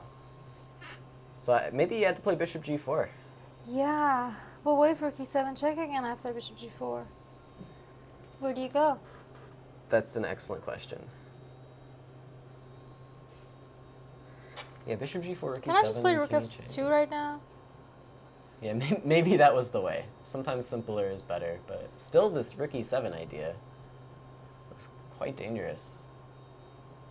Maybe actually the best move is rook to g7. And just say, oh, hold on, everybody slow down. Then if rook g1, now there's bishop g4. Yeah, maybe. Wow, kind of an absurd defense from white here, having this We rook do e7 have a idea. result. Wesley still won, so So yeah, far as we're expected. 1-1. But this game really, See, very resourceful heartbreaking. stuff from white. yeah, this is... So what's our current position? We saw bishop f5. And black lost his attack. It's just 2-piece to a queen.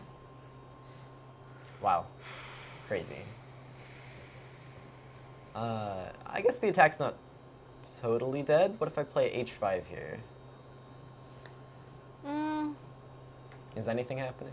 Ooh, Oh wow, knight e4 is an 94, interesting it try. looks more interesting, but let's keep in mind that both of the players have just Yeah, down to their final yeah, minutes. it's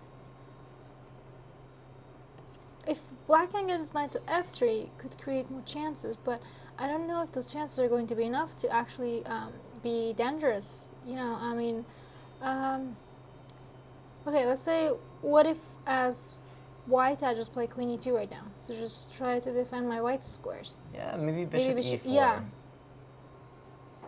And I don't know. Nicholas still has some threats in this position. It's not totally dead. Yeah, I agree. It's do you still want to quickly check up on Fabi? Yes, It looks like his yes. opponent's down to seconds. So Fabi did go for some kind of a kingside push, it looks this like. is where we some left kind it of pawn off, I stone. think. Yeah. So, wow. So Oh, those whoa. bishops ended up... So a lot of pieces got traded. We saw knight g5 King G- and bishop takes g5.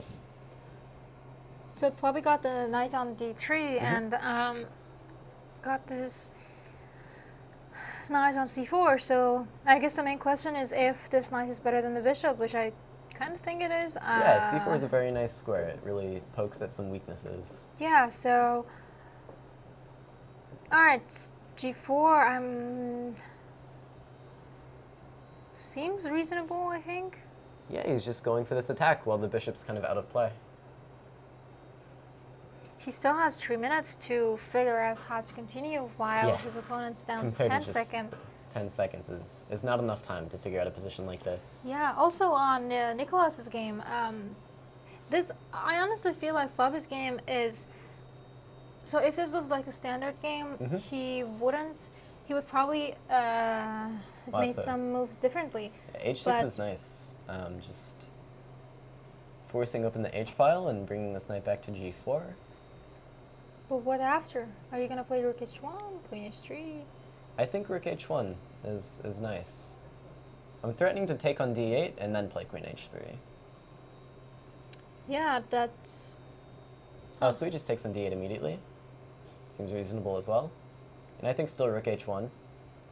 And if rook h8, I'll probably capture that and then play this queen h3 check. 2. Oh, rook g8 can't be right. Must slip? Yeah, just I honestly think so. I think he intended rook h8. Go, queen, queen. Yeah. Do I have time to just play f3 and defend my stuff? I just want to defend my knight. This looks so Oh, winning. queen g5. Yeah, this has to be This should be winning enough, has to right? be good. Bobby's still playing quickly, keeping up the pressure. I Give it a imagine just rook h8 check is Yeah. dead. King f7, right? knight h6, right? Yeah. King e6. I guess the line continues, but Just queen g4. You just keep checking him. yeah, I don't know. Queen g4, king d6.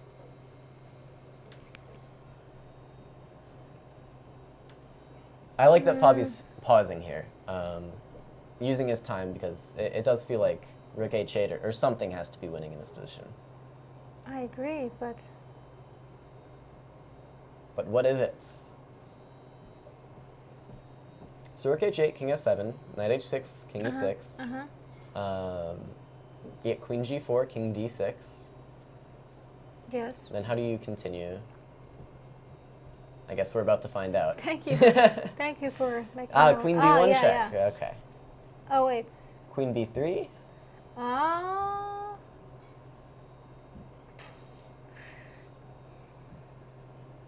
Maybe... Yeah, difficult positions. Queen back to g4. Okay, so okay, c4, yeah, c5. yeah. Wow. Queen back to d1, and now the d5 queen, square yeah. is just going to be checkmate. It is I checkmate, think. right? Well, there's king f6, and then somehow maybe knight g8 is finally enough to win the game. That should be. I mean, come on. Yeah, so queen d5 and something like knight g8, or maybe there's even better. This looks This is simple so enough stressful. for Fabi. Nah, I think this game's over. Keep the check, keep the check, keep the check, keep the check. He's got time. He's got time. I respect the patience Thank for you. Fabi.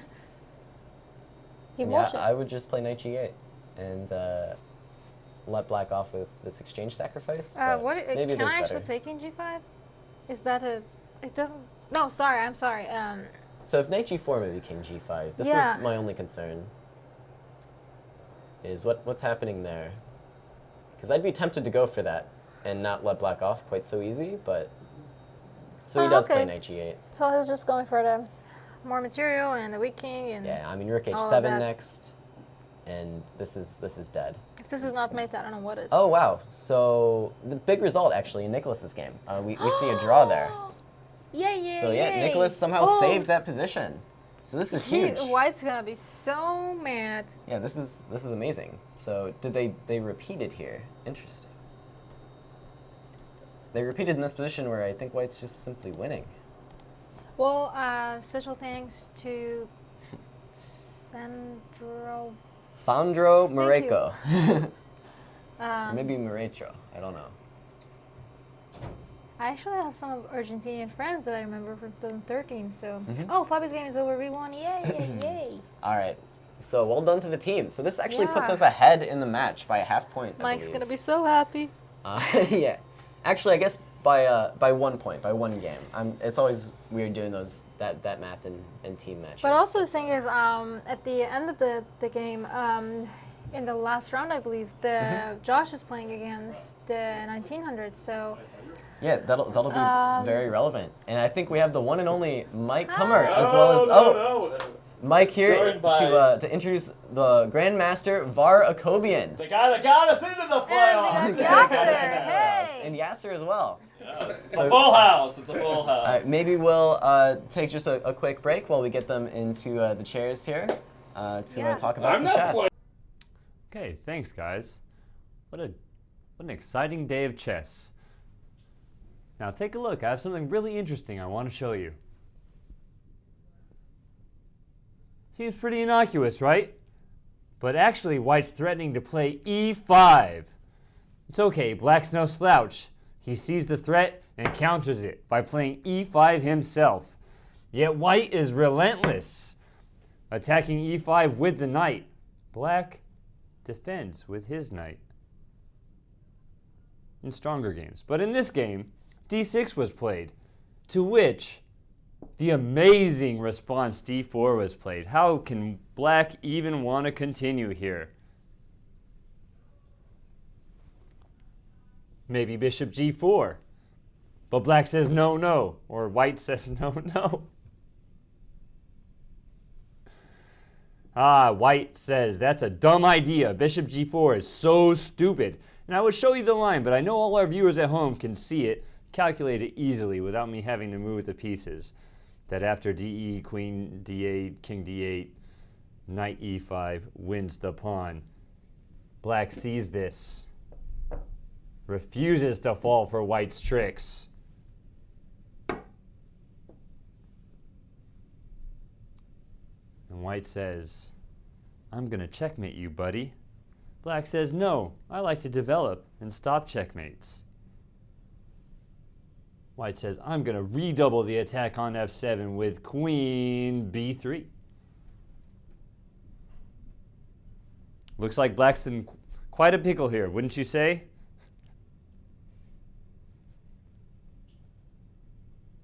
Queen d7 won't do it, so he plays queen e7, threatening to play queen b4 check if queen b7 comes on the board, trading off the queens and taking the steam out of White's attack. White, of course, just plays normal chess, starts developing. Black plays c6 to keep that knight off of d5 and b5. The golden rules are being followed, folks. This is exciting stuff. This is exciting stuff. Which side will White castle on? Nobody knows.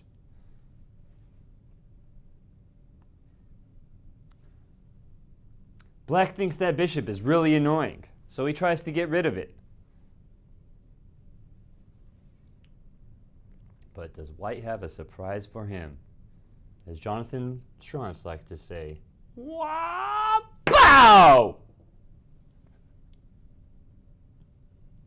I'll take those pawns and get a winning, unstoppable attack." What do you have to say about that, Black pieces? Not king d8 because castle's long. Leads into a quick forced win for white.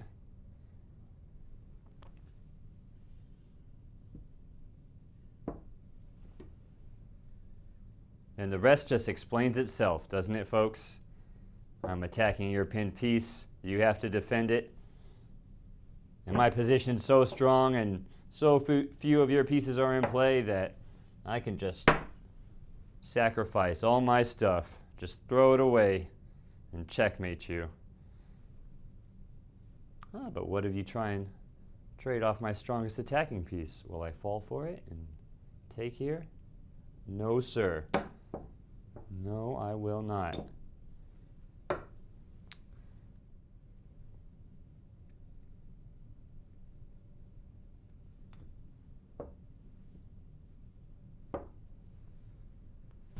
Back to you guys in the studio. Hi again. Welcome back. I'm Dorsa Derakhshani. I have GM War here. Hi, everybody.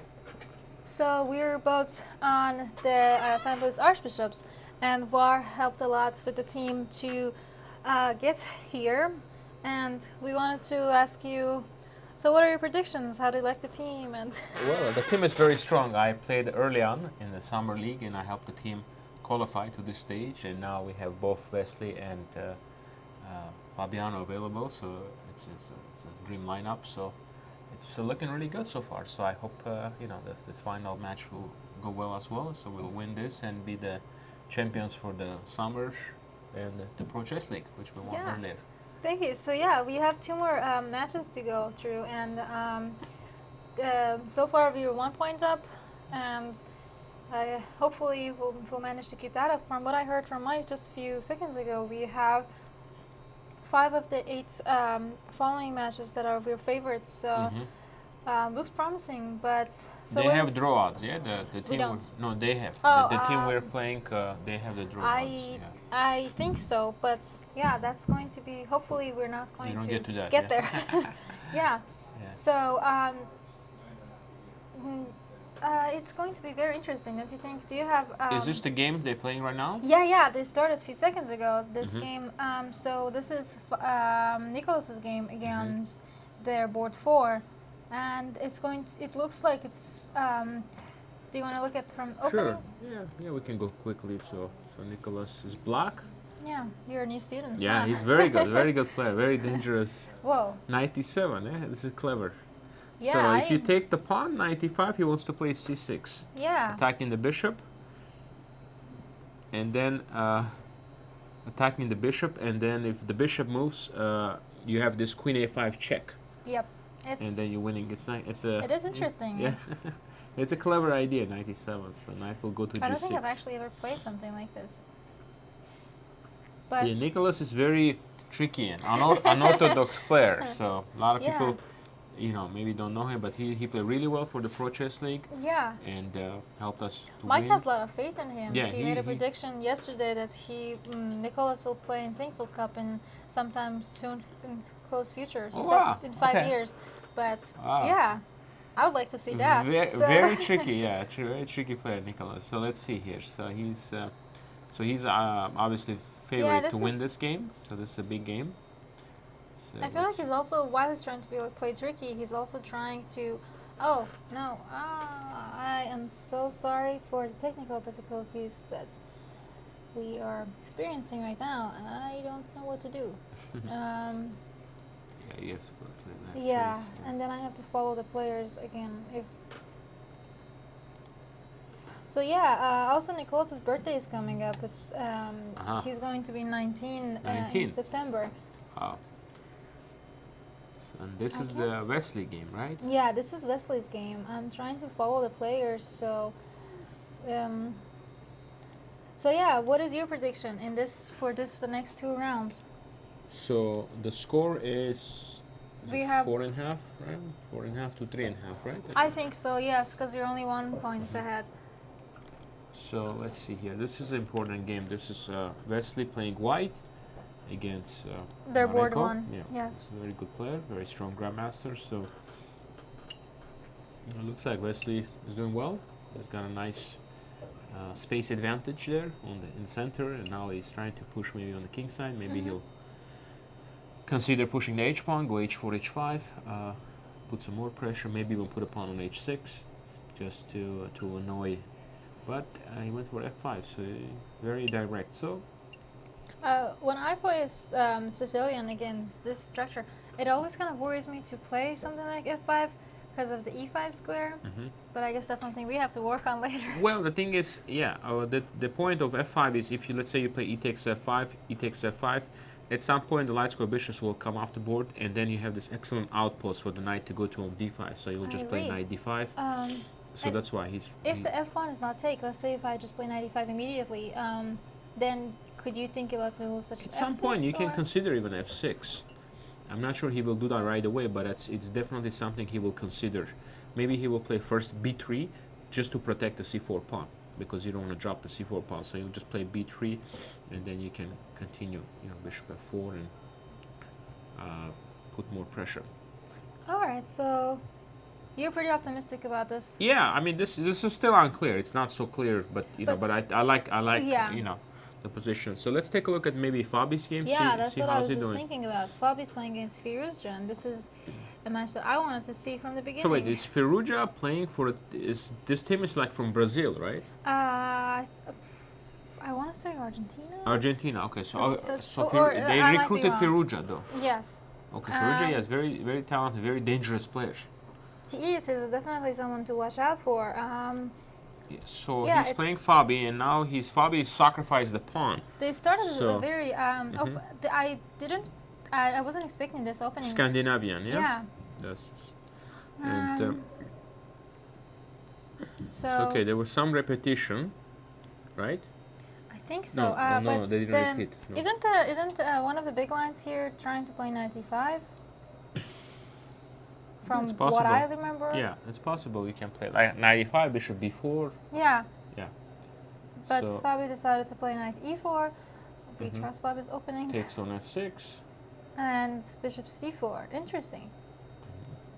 So, White's not going to try and play long castle, is he? Because Well, so here he can try maybe to play. Let's say if you play bishop c3, it's just going to be passive.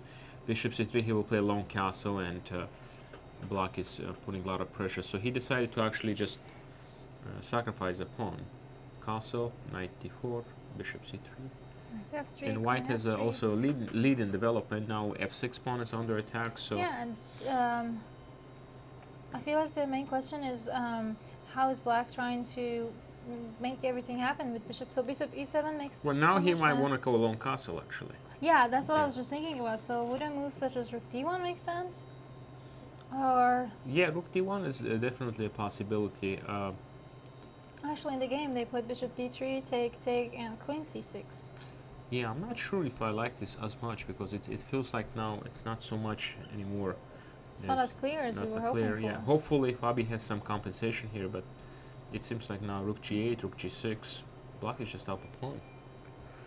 It looks like rook g8 now threatening mate on g2. That's probably going to force a move like f3, Yeah. and then h7 is hanging, so black will put the rook on g6, and I feel like Black's position is just simpler to play, especially since it's a pawn up.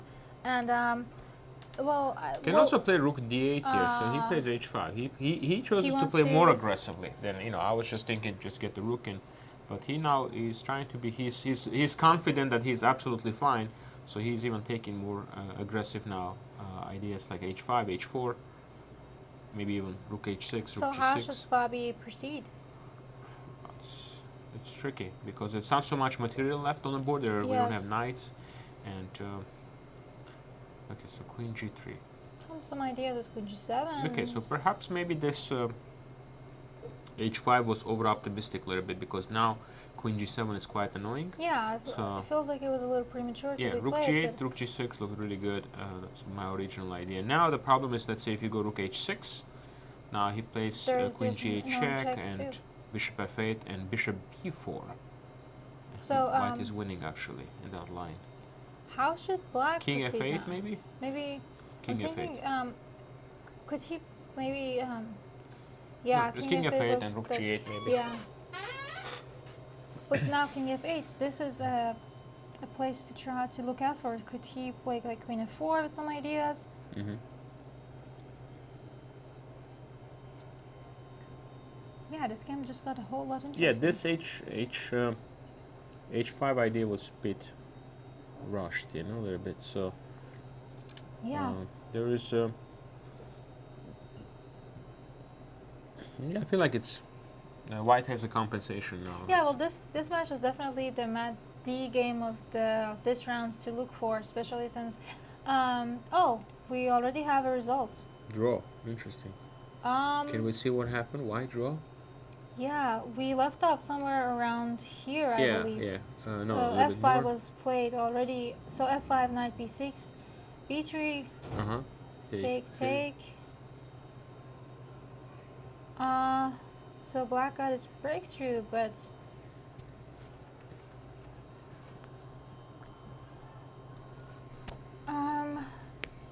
these are very. This isn't. Rook d5, rook e5. So definitely White's position is a little bit loose now with the king. Yeah, you go especially for it? because I would want to play something like queen g2, but I can't because of my bishop in e3 is hanging. So rook e5, bishop f4, rook f5. So that's how they ended up repeating. They repeated it, right? Yeah. Well, this kind of looks logical because I don't. So how, if you didn't want to repeat, let's say after rook f5, how would you proceed? Well, the problem is d5 pawn is hanging now. Yeah, so you might have to start thinking about something like queen g2, as I was kind of thinking about. But after queen g2, then what? Would you just the Knight knight d5 maybe? Knight d5 and then also some bishop g7. Yeah, I mean, Wesley didn't like this Yeah. because bishop g7, bishop d4 check. It looks Yeah, very, this bishop just got very annoying. Yeah. So I think this was a logical way to just end this game, and so I feel like our match hangs on This game, yeah? these two games, Nicolas's games and Josh's games, and Nicolas already looks what? What? His opponent? Just gave a queen? That's strange. Oh wow. Well, I guess it was losing already. It was. There was yeah. no good way to defend against bishop f2. But the bishop looks horrible on c2. I mean, the light This square is just a bishop long- is just just a terrible. big pawn. Yeah, so this is Yeah, excellent. So alright, this will be a so- win. So that's gonna make it 2. So the score is 5-4 now, right? Yeah. And now if this is a win, it'll be 6-4. Yeah. Yes, but this game worries me quite a lot actually. You think Fabiano in trouble? A little bit. I would be very happy if this game ends in a draw. Oh yeah, draw would be a good result because there's a two-point advantage already. Yes. So Also, the game for Josh, we haven't gotten a chance to look at that. Josh This Bloomer, is yeah. yes. So he's underdog in this game, and he's playing against Krikor. Yep. Okay, Josh is doing great though. He's up a pawn. Yeah. And he's solid. Yeah, he shouldn't lose this. He had the first two games pretty rough. Yeah. But this game. No, he's absolutely fine actually here. I Just rook hope d2 so. and rook b8. Just put the rook on rook d2 or rook b8. Josh just- seems to play very logical chess, so I have good high hopes on for this game not to. So the good news is if Josh does make something out of this game, draw, or then the next game he's playing their board 4, their and board he has the upper hand. Yeah, this should be good. I mean, as long as he just manages his clock, he shouldn't lose this game. So he can only win or draw here. So I mean, rook a8 is coming. Swap pair of the rooks. I mean, Yeah, this. he's If, up a pawn. yeah, if White starts taking this pawn, then they just have to. He's gonna drop the b3 pawn. Yep. And a pawn might still be remaining, so still might give some winning chances for I had a black question for you though. Yes. So you played the Pro Chess League. You for Archbishops. Yes. So, what was your favorite game? Oh, my favorite one, I don't remember. I didn't get to play that much this year because with the way our lineup was that we could actually have both Fabiano and Yep, same Five here. players. So I didn't get to play that much. But Actually- even last year, just overall Pro Chess League, do you Oh. have a favorite that you? Well, my very favorite game is it's from 2017. It was the final match. We were playing against Norway Gnomes. So Magnus was playing there, and I won my last game and clinched the title for Cool. our team. So it was a Benoni game, and I beat Grandmaster Lee, Caden Lee, and I had a nice exchange sacrifice. And it was the last match. So once I beat him, we already clinched. You know, like even though like our players could lose all the games, but we already clinched it. So that's the most memorable game because I gave Ah. us the Pro Chess League title. Yeah, that sounds really great. We're really glad to have you here Thank you. today, and Thank you very much. Yeah, and yeah, it's always fun, and I'm gonna watch with Mike at the club to see if we can clinch it. So it Yeah, looks very yeah. good so far. It'll Yeah, be fun to watch, to Yeah. win and watch Mike's expression excitement. live. Yeah, Yeah. absolutely. Okay, great. Thanks. Hey, thanks, guys. This is some exciting chess. Wow, I am just a happy camper. All this chess, I don't know what to do. I am beside myself. Anyway, I want to talk to you guys about a very interesting position. Take a look at this. What a doozy. Oh my goodness. How does White proceed here? Is he winning? Is he losing? Drawing? Nobody knows. Unless he finds the amazing move, Rook, to whatever square that is.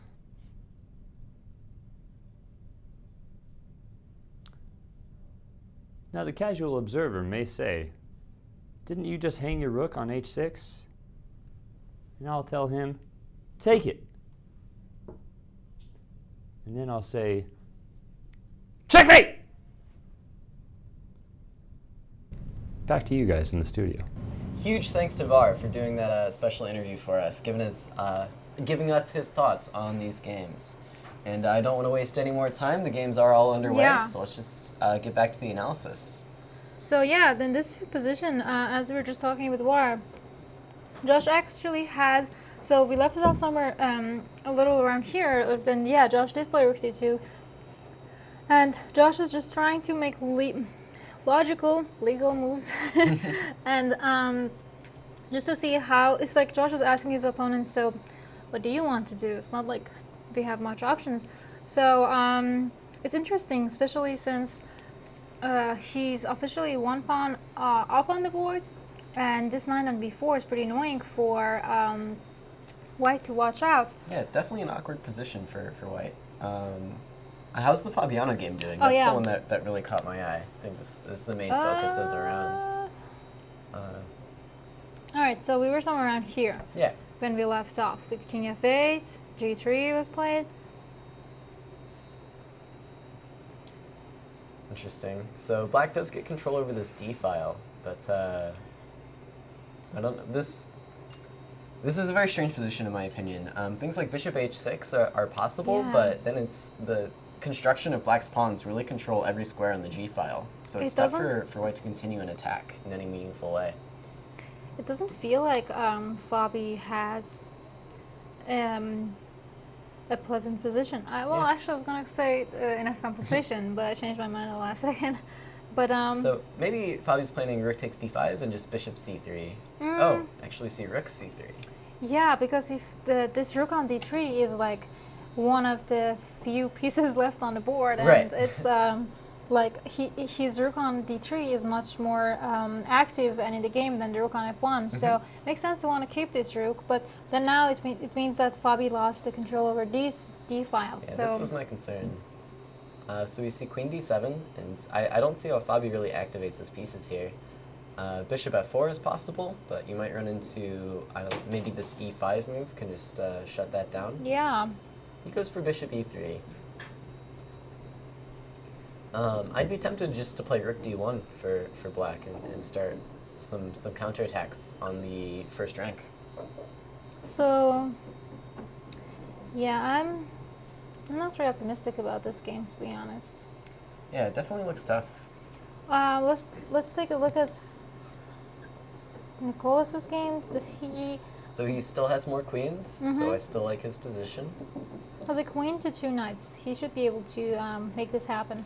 Yeah, simply D5 next, I think is his plan, and that'll be Yeah. That looks quite good. Yeah, this Nicholas shouldn't have any troubles winning this game. So really, it's just down to Josh and Fabi. I think I definitely trust Josh to be able to. In this situation, you trust Josh more than Fabi. Yeah, I think so. I think well, not to win, but to get a draw here. I don't know. I'm still hopeful that Fabi could pull a draw out of his hat.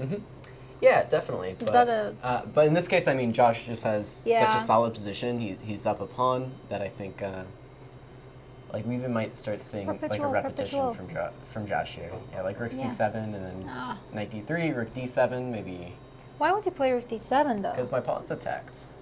But I guess oh E6 wait, makes actually sense. E6 Knight B4 could be tricky to play. Well, actually, could you Knight B4 just Rook B2? But I can definitely understand. Oh wait, Knight B4 Knight E3.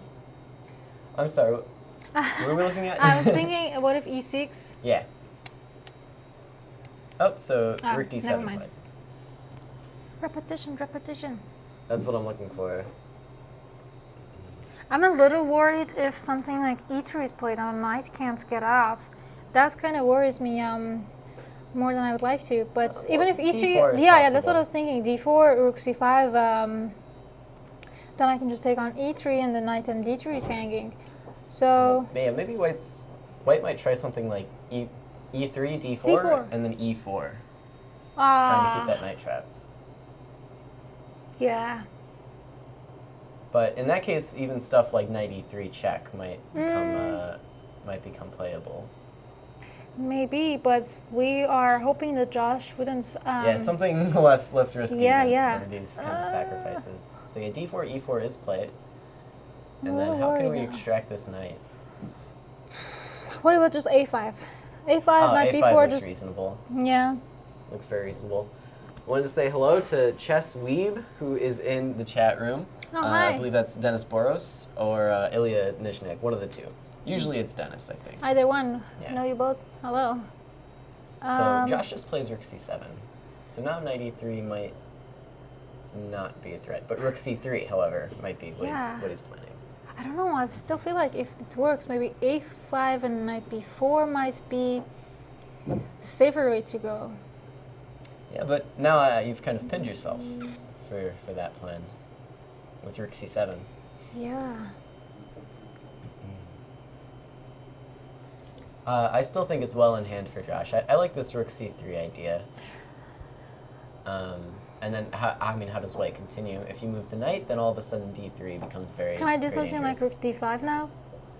Rook D5, Rook C3, you take my pawn, I guess? Mm-hmm. Interesting. What's going on there? I guess I could play Rook takes B3 in that case. And the Yeah, game yeah, actually continues. that's gonna be simple enough. Yeah. I think Josh has this under control. Okay, let's see how is Nicolas doing. Whoa. This is not what I expected. Seems good enough to me. Yeah, he Three major okay, pieces to so be we good. just won the game. So All right, It's so that's just- another huge win. so That let's just means, hope uh, Fabi doesn't So lose even, this game. Even though Fabi's in trouble, if he were to lose this game, we still just have to go 2-2 in the final round in order to win the match. That is true, actually. As long as Josh would draw his game, Yeah, at least. I'm just worried because of Josh. When he gets in time pressure, it's Yeah, that is This gets a little- the struggle. yeah. Huh. So knight b4 played. Whoa, 93, Yeah, 93's checkmate. 93. That's just checkmate. That's just checkmate. Please play 93. Please play 93. 93. Ah, That's it. All right. all right. You did Mike's it. gonna be so happy. 93 was Yeah. played. So wow, this puts us at 7 points. So total. Oh yeah. So that means we just need one and a half more in the last. All right, it's in the official, last Josh round in won. this game. All right, Josh is the so- best. So to Henry WB, who asked, "Does knight b4 win the black knight?" The answer is no, because of checkmate. Yeah. So of course, if White were to capture this knight, Rook takes c1 is checkmate. And if white were to Not play, I this don't know, rook anything C1 else, is just, still checkmate, yeah, just rook C1 right? no matter what. Unless It's checkmate in all lines. Yeah. All right, so Fabi. Actually, if even Fabi, worst case scenario, he does lose this game, we still are two. Yeah. Are we still? Are wait. So 1 point if ahead? Fabi loses this game, we just need 1.5 points in the final round Oh, to yeah. clinch the match. So things are looking very, very good for us here. Cool. And that's a big if as far as Fabi losing this game. Yeah, I but- definitely think it's far from over. Of course. The big question is how can Black try to make progress and. Well, he's got a lot of pressure on this D3 pawn. Yeah, He's definitely I would like starting to make see some if threats. anybody in the chat would like to give us some ideas about this game, because this is the game that we're going to be looking for in the next, as long as it finishes. Yeah. So feel free to give us ideas, comments, If you've got predictions. questions, we're happy to talk about it. One thing to notice is Fabi is up a little bit of time here. Not that Farouj is at all uncomfortable in low time control standards, but it is a relevant factor. So we see Queen F3. These light scores are a bit weak for white, but I'm not sure. Maybe Black should try something like F5 with the idea of playing H4 and H3 to create some threats. in the I king. agree with that, but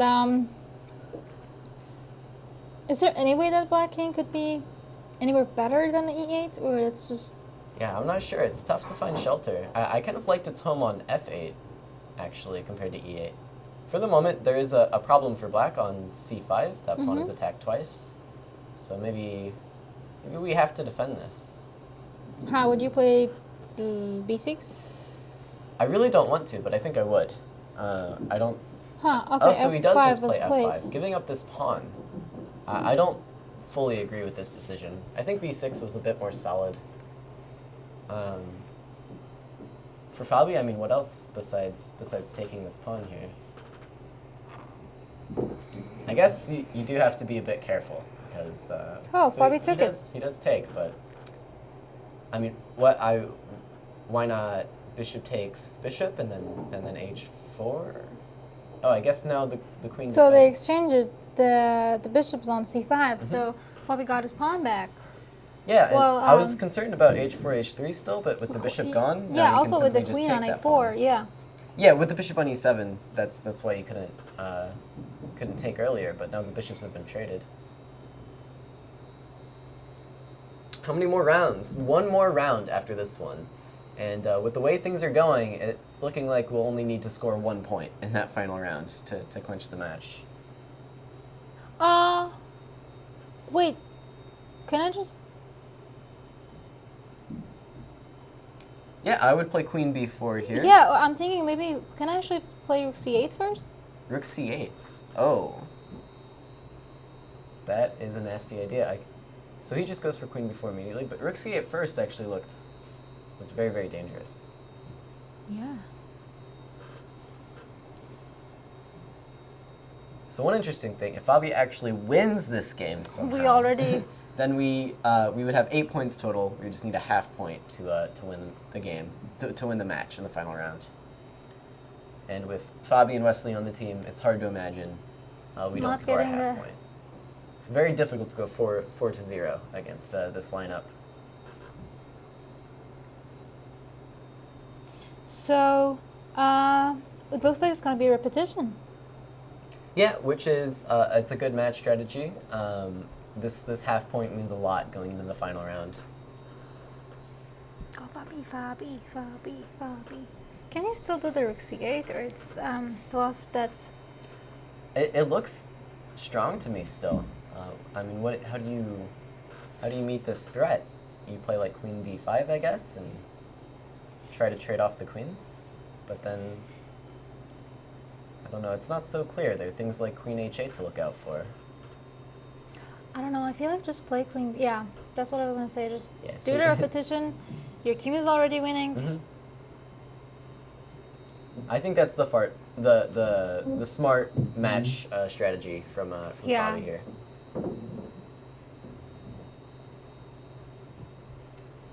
But let's see if he will actually take it or not.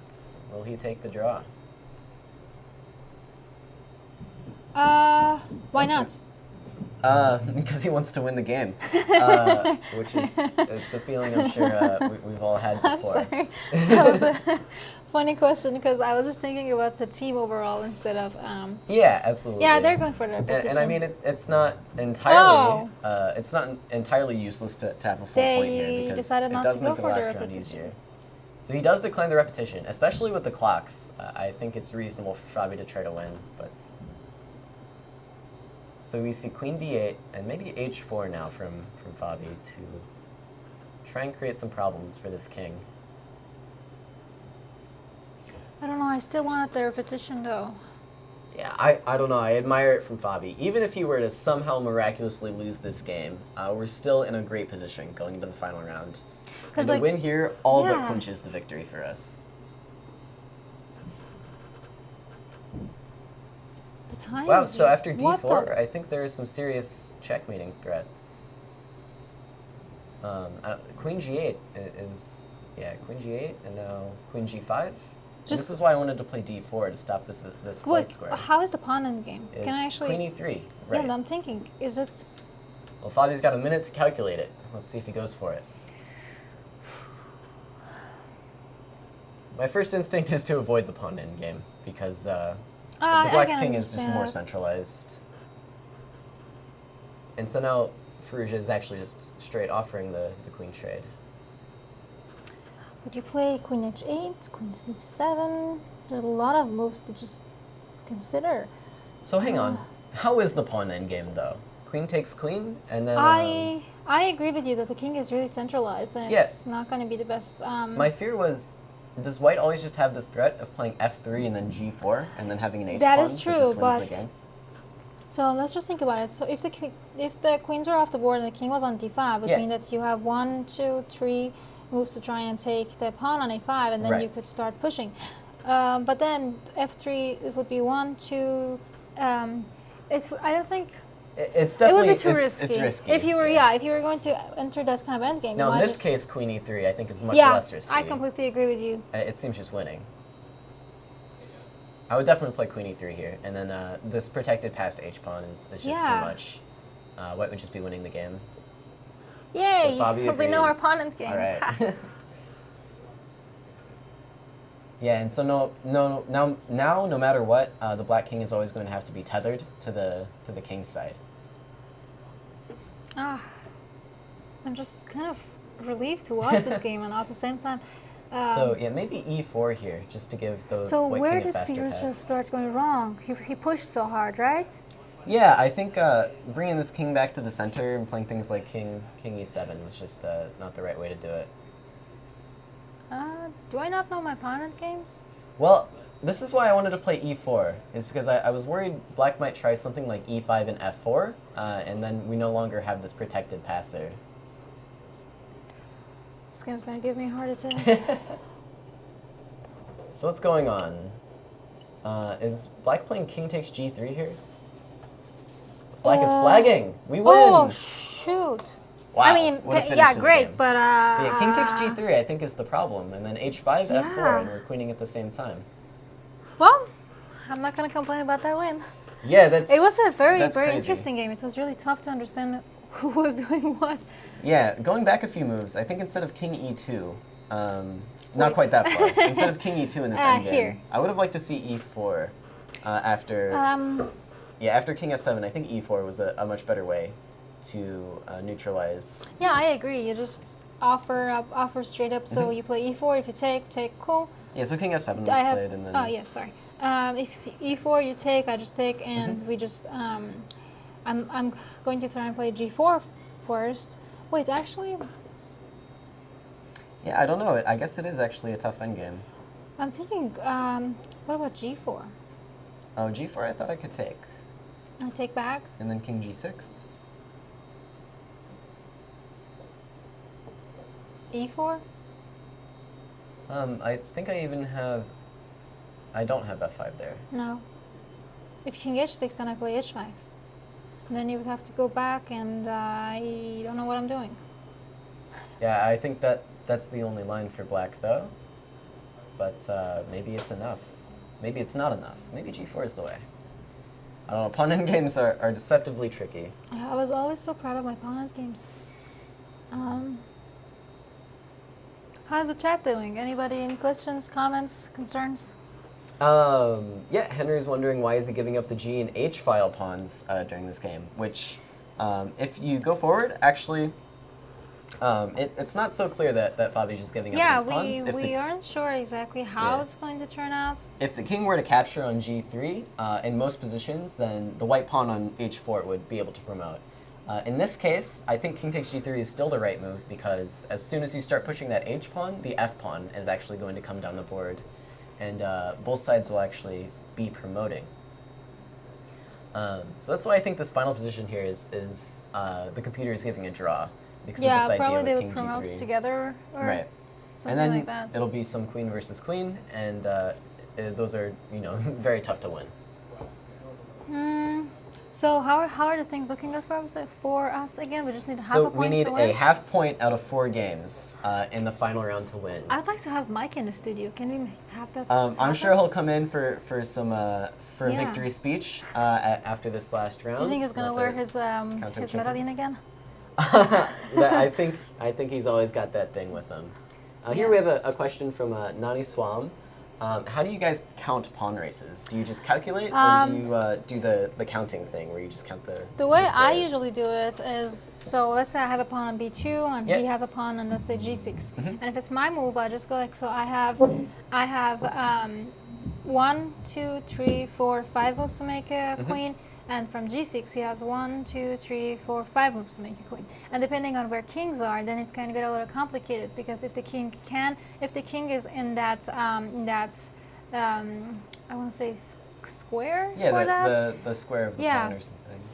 then you have to be able to calculate the kings. You have to include the king, so you can be like, so I have one move b4, then let's say I have my king on b5, then I have to move my king to, let's say, c6 or c5. So Right. usually I count white moves first, so and then I'm like, okay, so I have like 5 moves for white, and I have 5 moves for black, and I usually do it like that. But I don't know. I don't really know if there is a right way to do it. So there is this kind of shortcut where you just count the number of moves that you need to promote and the number of moves your opponent needs to promote, and then just kind of compare those numbers. But I think it really just depends. In some Yeah. positions, you really just have to kind of calculate move by move. Also, to if see you what's have happening. enough time, it's a good idea to do it both ways. You Right. think about it with the moves that you need and your opponent needs, and then you think about it, and then you actually calculate. So if I play b4, g5, blah, blah, blah. Exactly. Yeah, it's... So, going into this final round, Fabiana will be paired against board 1 for Sao Paulo, which is Sandra Mareko. Wesley So will have the difficult task of taking down Alireza Faruja.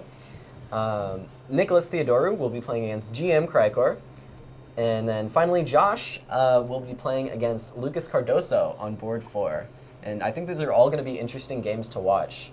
I'm not sure. Who do you think is favored between Wesley and Faruja in this time control? I think it's going to be a very, very close match. Yeah, it's like something we just saw here. It was a really close match. Firouzja had the upper hand. I'm going to say a lot of the first half of the game, Firouzja had the upper hand, but it looked like Fabi didn't even have compensation. But towards the second half of the game, Fabi started to pull stuff out of his head, definitely. hat. So Definitely made a turnaround and had, I guess, a winning position in this king and pawn end game, but somehow. But it's really understandable to miscalculate simple endgames, No, especially this in position this time control. It's very So difficult, actually. I really respect and admire Fabi for pushing so much more than just the repetition, and we got some beautiful endgames out of it that I'll personally use in my lectures. Yeah, and it actually did pay off because despite the position possibly being drawn, Faruja couldn't pull the trigger on playing a move like king takes g3 and just ran out of time. I do want to take a look at Josh's game because I feel like that's the game that's the game that I would have my money on Really? if I was putting money on. for Josh to win? Yeah, Interesting. because Josh is a very logical chess player from what I've seen in the past few days and absolutely. what I've heard throughout the league. But so Scotch, thank you. That's one of my favorite openings that I've been playing since I was 1700. H4. Huh. Yeah, this is a theme these days. Yeah. And then with C4. The archbishops is pushing these H pawns forward. I know, right? It's like Yeah. instead of archbishops, should be H4 bishops. So B3, G6. It seems like a very logical Scotch to be played. Queen D2, Bishop G7. Is this knight hanging? That's what I feel like Josh is trying to figure out. Because if he takes it, then he has to Yeah, calculate. you have to deal with bishop e5. Yeah, but then what do you do with your rook? Or Can you just take on b4 and play a3? can you just take on b4 and take on a6? Because if you take cd5, why can't I make a move? Well, I thank you for not letting me make a move. No, yeah, I think you're right actually. So it takes on d5, takes on e5, and Because if you take on d5 and you take on f1, I can just take back with the king, I feel like. And if you take on e5 Right. now, I can play queen Yeah, e2 this is and queen pin e2, this a but- little. But I don't know. Then the complicated tactics. So it makes sense that Josh is taking his time here, but sorry. something doesn't feel. The bar seems to like Yeah, what's something going doesn't on. feel right for black here. I think it must just be c takes d here, taking this free knight. And then What am I missing? so yeah, c takes d, bishop e5. We're saying takes on b4. No, rook no. takes b4, and then bishop takes Yeah, a6. yep. But I'm saying cd5, bishop f1. Yeah, so then king f1, bishop b5, and queen e2 is what you're saying. Yeah, seems logical to me, but Maybe black tries to castle. I really want to take e5. And then rook e8, queen c3. Yeah, no, I think you get away with it. I think it's just winning. So maybe bishop f1 doesn't work. Yeah, so what would you do after cd5? I think it must just be bishop b5 and then bishop a6, bishop a1. And you get this rook at least for your troubles, but it does not look good. Does not look good for black. I agree. Does any of our chat members? I want to say visitors. I'm running out of English words. Yeah. Any of the viewers? yes, So yeah, thank if you you. guys have any questions about these games, please let us know. In the meantime, why don't we take a look at Wesley's game I against kind of want to keep on this game, but I'll come right back to it as soon as Josh makes a move. Fabi and Wesley are playing, you know? So here we see Fabi. This is quite the position. Yeah, we looked at the opening a little bit. It was with c4, e5, so English opening. Queen d8 is a strange move. Yeah, Fabi's position looks a little In the a other little game, too pressured. in the other game, we saw Fabi reroute from b3 to d1, and now we're seeing from b6 to d8. Yeah, I this start is, to wonder why he's putting his queen out here in the first place. Yeah, so good question for Fabi. Well, actually, he has 5 more minutes on the clock, so that could be a very interesting to see. But also at the same time, now that I know we only need half a point, I'm a little too relaxed. I just hope that the players. You see, that's Yeah. the thing. If sometimes you let the players know that you only need half a point to win this match, then they might not. Yeah, they start relying on everybody Yeah, else, take it a little easy. yeah. I was gonna and- say they might lose that. Oh, you see Mike walking around and might be able to. Yeah, we'll have to get him in here Yeah. after the round finishes up. So you have this going on, and I wanted to look at Fear's Just game with Wesley. So typical So a openings. QGA. Yeah.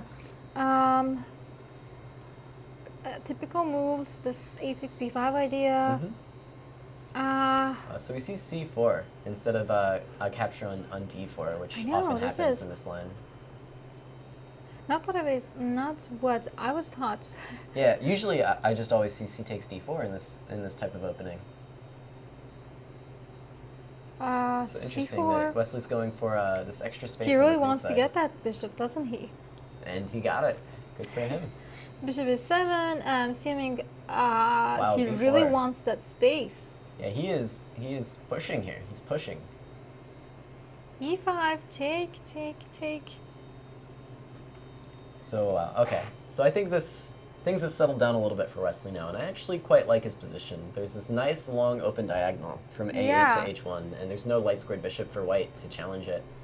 So you see moves like queen d5, things like bishop b7, and all of a sudden there's a lot of threats against the white king. Yeah, I agree. This is definitely one of the interesting positions of this whole match, but I'm a little worried about the lone pawn. Yeah, it is a little underdefended, but I think if you get this nice battery along the diagonal, the queen will defend the pawn, and you can just bring your rook to the b file, and Yeah. things are looking nice. Let's see how this is going. So bishop a3, queen e4. Will be in for the interview at the end. All right, so we will get Mike in the Awesome. studio after this final round.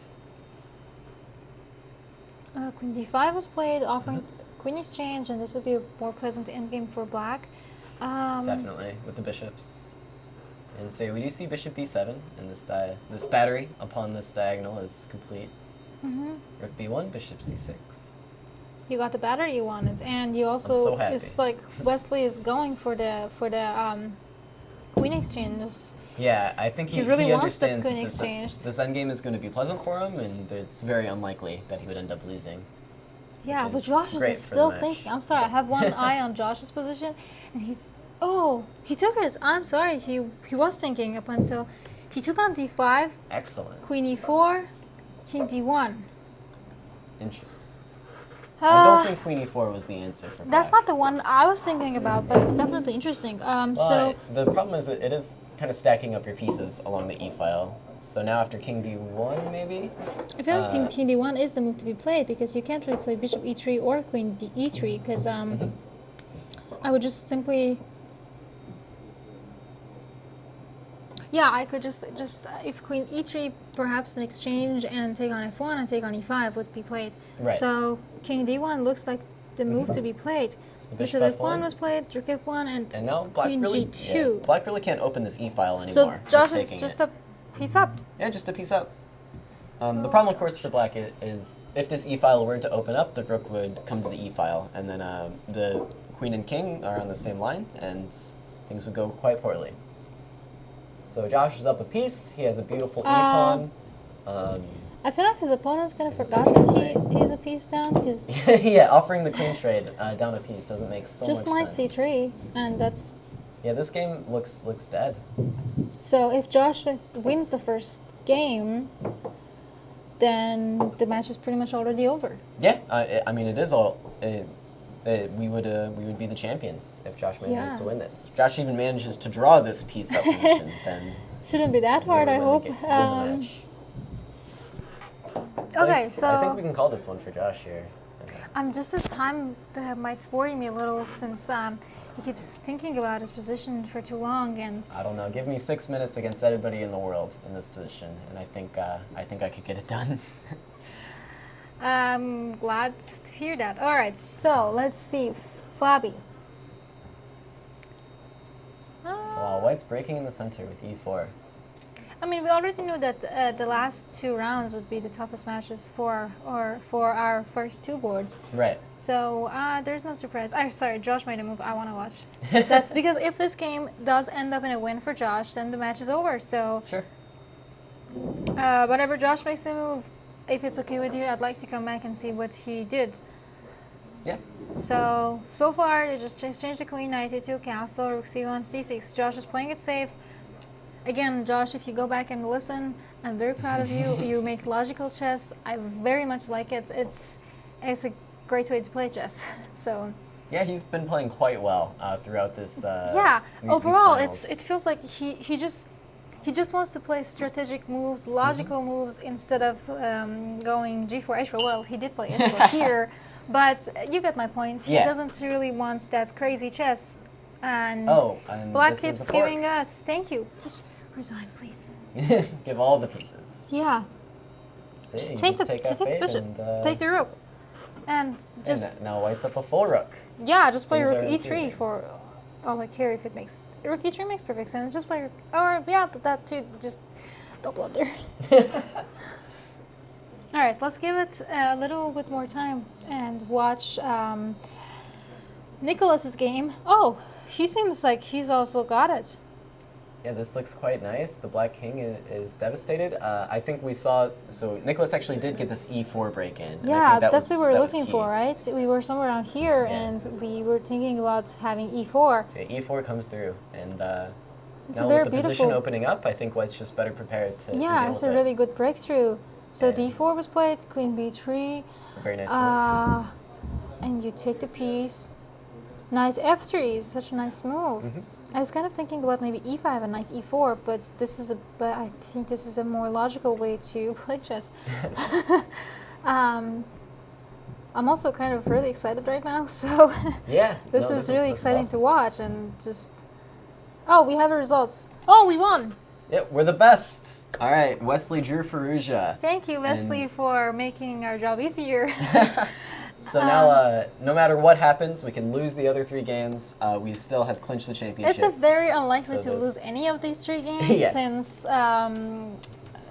Josh is already a rook to 2 pawns up, and Nicholas is also Yeah, the black king is very, very unsafe here. yeah. It's And yeah, e5 is nice, just opening the position.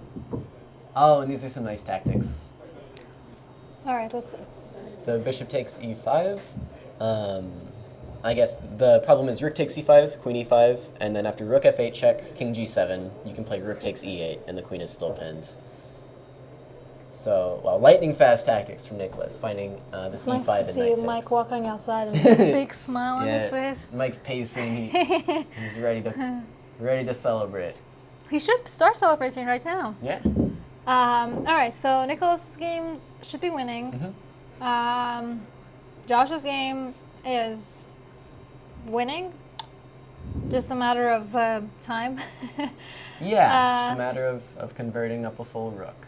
Which It shouldn't be that hard. believe Just it. start pushing your pawns and or just try to exchange your rook off the board. No, Josh got it.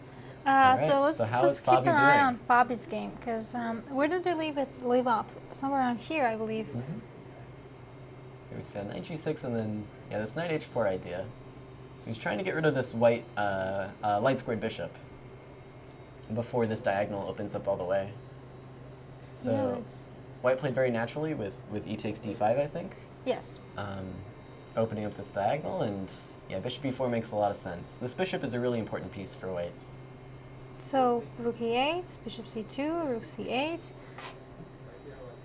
It feels very natural for Fabi to play these moves. So Yeah, put his rooks on the open files. yeah, I feel like it should be fine. The only concern is this kind of wayward knight on h4. It really needs to be there so that on queen d3, Oh, you we have have the bishop results. g6. Josh won? So yeah, Josh won the game. Oh my goodness, Oh, Black blundered another rook. That's a disaster. what time is in Brazil? That's a good question. Yeah, I'm trying Well, to. It should be near our time control, or near our time zone, right? Yeah. I know Iran is like nighttime now because it's about 10 hours ahead of us. After us. Ahead of us. Yes. It looks like they're a couple hours ahead of us. So Okay, around so 5 it's not p.m. that- So he's not up in the middle of the night or anything. He's just playing a bad game, unfortunately. Yeah. So well, this is the good last. for us. Yeah, this is the last really interesting game, I think. Well, Nicolas is also was Oh, winning. yeah. Still winning. This is just- bad. Well, just yeah, because Up a pawn and the bishop endgame is going to be. oh well, completely actually, hopeless. no. Actually, this is totally lost because you can never play bishop b7 Oh, because yeah. you get the check, and now you're gonna take bishop c6. So this is just dead. Yeah, this game's over as well. So king f7, I guess, is a try. Just but take on bishop c6, yeah. And Rook b8, now bishop b7? Okay. Yeah, rook b7, and you just play c6, I suppose. Yeah. Ah, we have another win. All right. Okay, so remember how at So first winning I said it will be convincingly. yeah, at first I said that the games will be very close and it will be like maybe by 1 point. No. Oops. I told you we would crush them. We would crush them. Yeah, I was a little worried about how we would crush them, but Oh wow, Queen D3 is a very surprising move. why not? Why? He had some ideas with. Well, I thought Bishop G6 would actually be played, and then if Black could trade off this light squared bishop, he wouldn't have quite so many problems. But he played Knight G6 instead, which I didn't really understand. I feel like maybe Fabi is trying to keep the pressure on this pawn because he might want to have ideas with check, taking with check. So maybe that's why he played Knight Interesting. G6. Now, Yeah, I if it's don't know. Fabi to move again, you want to take with check. I really expected Bishop G6 there, but It's more natural. I agree. oh wow. So he's just bringing this knight to F8, and now I guess he's going to play. Take on Oh D5. well, yeah, this pawn singing. What?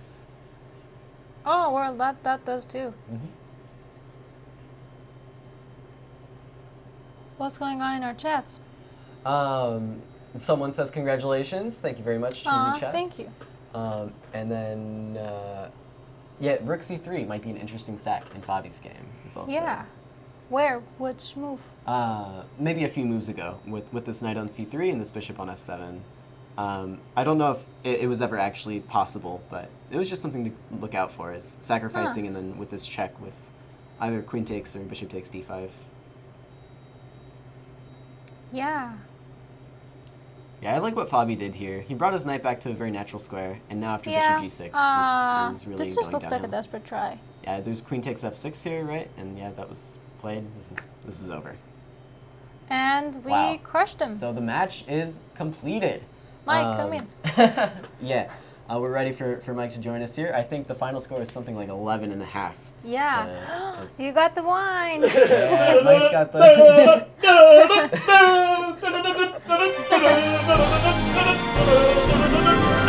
So how does it feel? Oh yeah! Alright, Mike. We are an official dynasty! Woo! Yeah. So get this. Look at all the hardware we've collected. And a two-time world chess champion, international master Dorsa. Oh, Yeah. yeah, thank you. It's, Sure. it's a nice title. Very nice title. Unfortunately, you will not be getting any of the bonus. The bonus is going directly into my name. I'm going to get a nice gold bracelet. So when you come to the chess club next week, you're going to see me rocking it. Oh, yeah. As long as you say archbishops. I'm happy with that. Archbishops forever. The dynasty. All right. Yeah, this was. So is that what you expected to see this crushing A results? crusher. We crush everything. You know, it's like the inaugural championship. Let's not talk too much about the second one, but we did end up with the bronze, and then we got our redemption in against Armenia last time, and then we crushed the summer series so bad. If you look at VAR's results, all you see is who won the knockout. Archbishops, 3 straight in a row. And we played Montreal at a very, very good time. So whoever wrote the schedule, shout out to all the good people at the Pro Chess League, the Deputy Commissioner Isaac Steinkamp, Nick Barton, J.D. Cannon, and of course, we couldn't have this without the Commissioner, Greg Shahadi. So big thanks to all of them. This has been so much fun.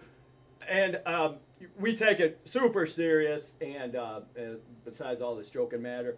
And luckily, you know, the top stars, you know, that play for big bucks, you know, Wesley, Fabiano, you know, they're on board, and they're bringing out the best of the team and the best of chess. Yeah, it's definitely really interesting to see all these chess monsters to play each other. I really enjoyed watching and be able to comment on these. So what are your plans? So I've already been working on the you know, keeping the dynasty going. I'm already working on the 2020 spreadsheet. I'm gonna start sending out the invitations probably tonight, if not tomorrow.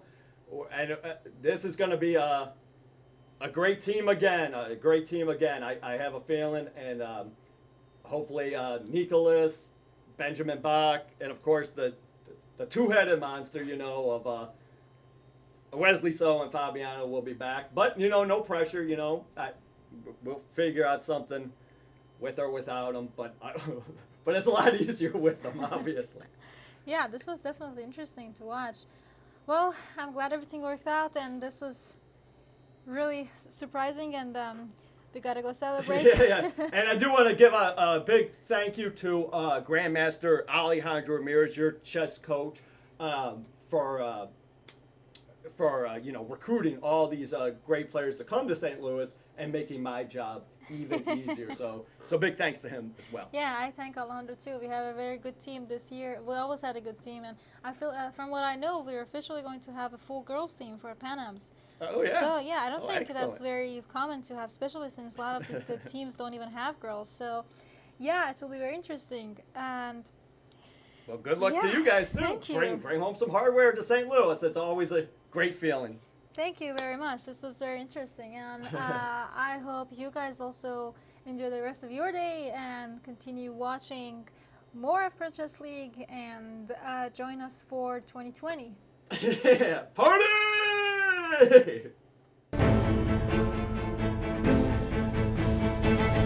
This has been a presentation of the St. Louis Chess Club.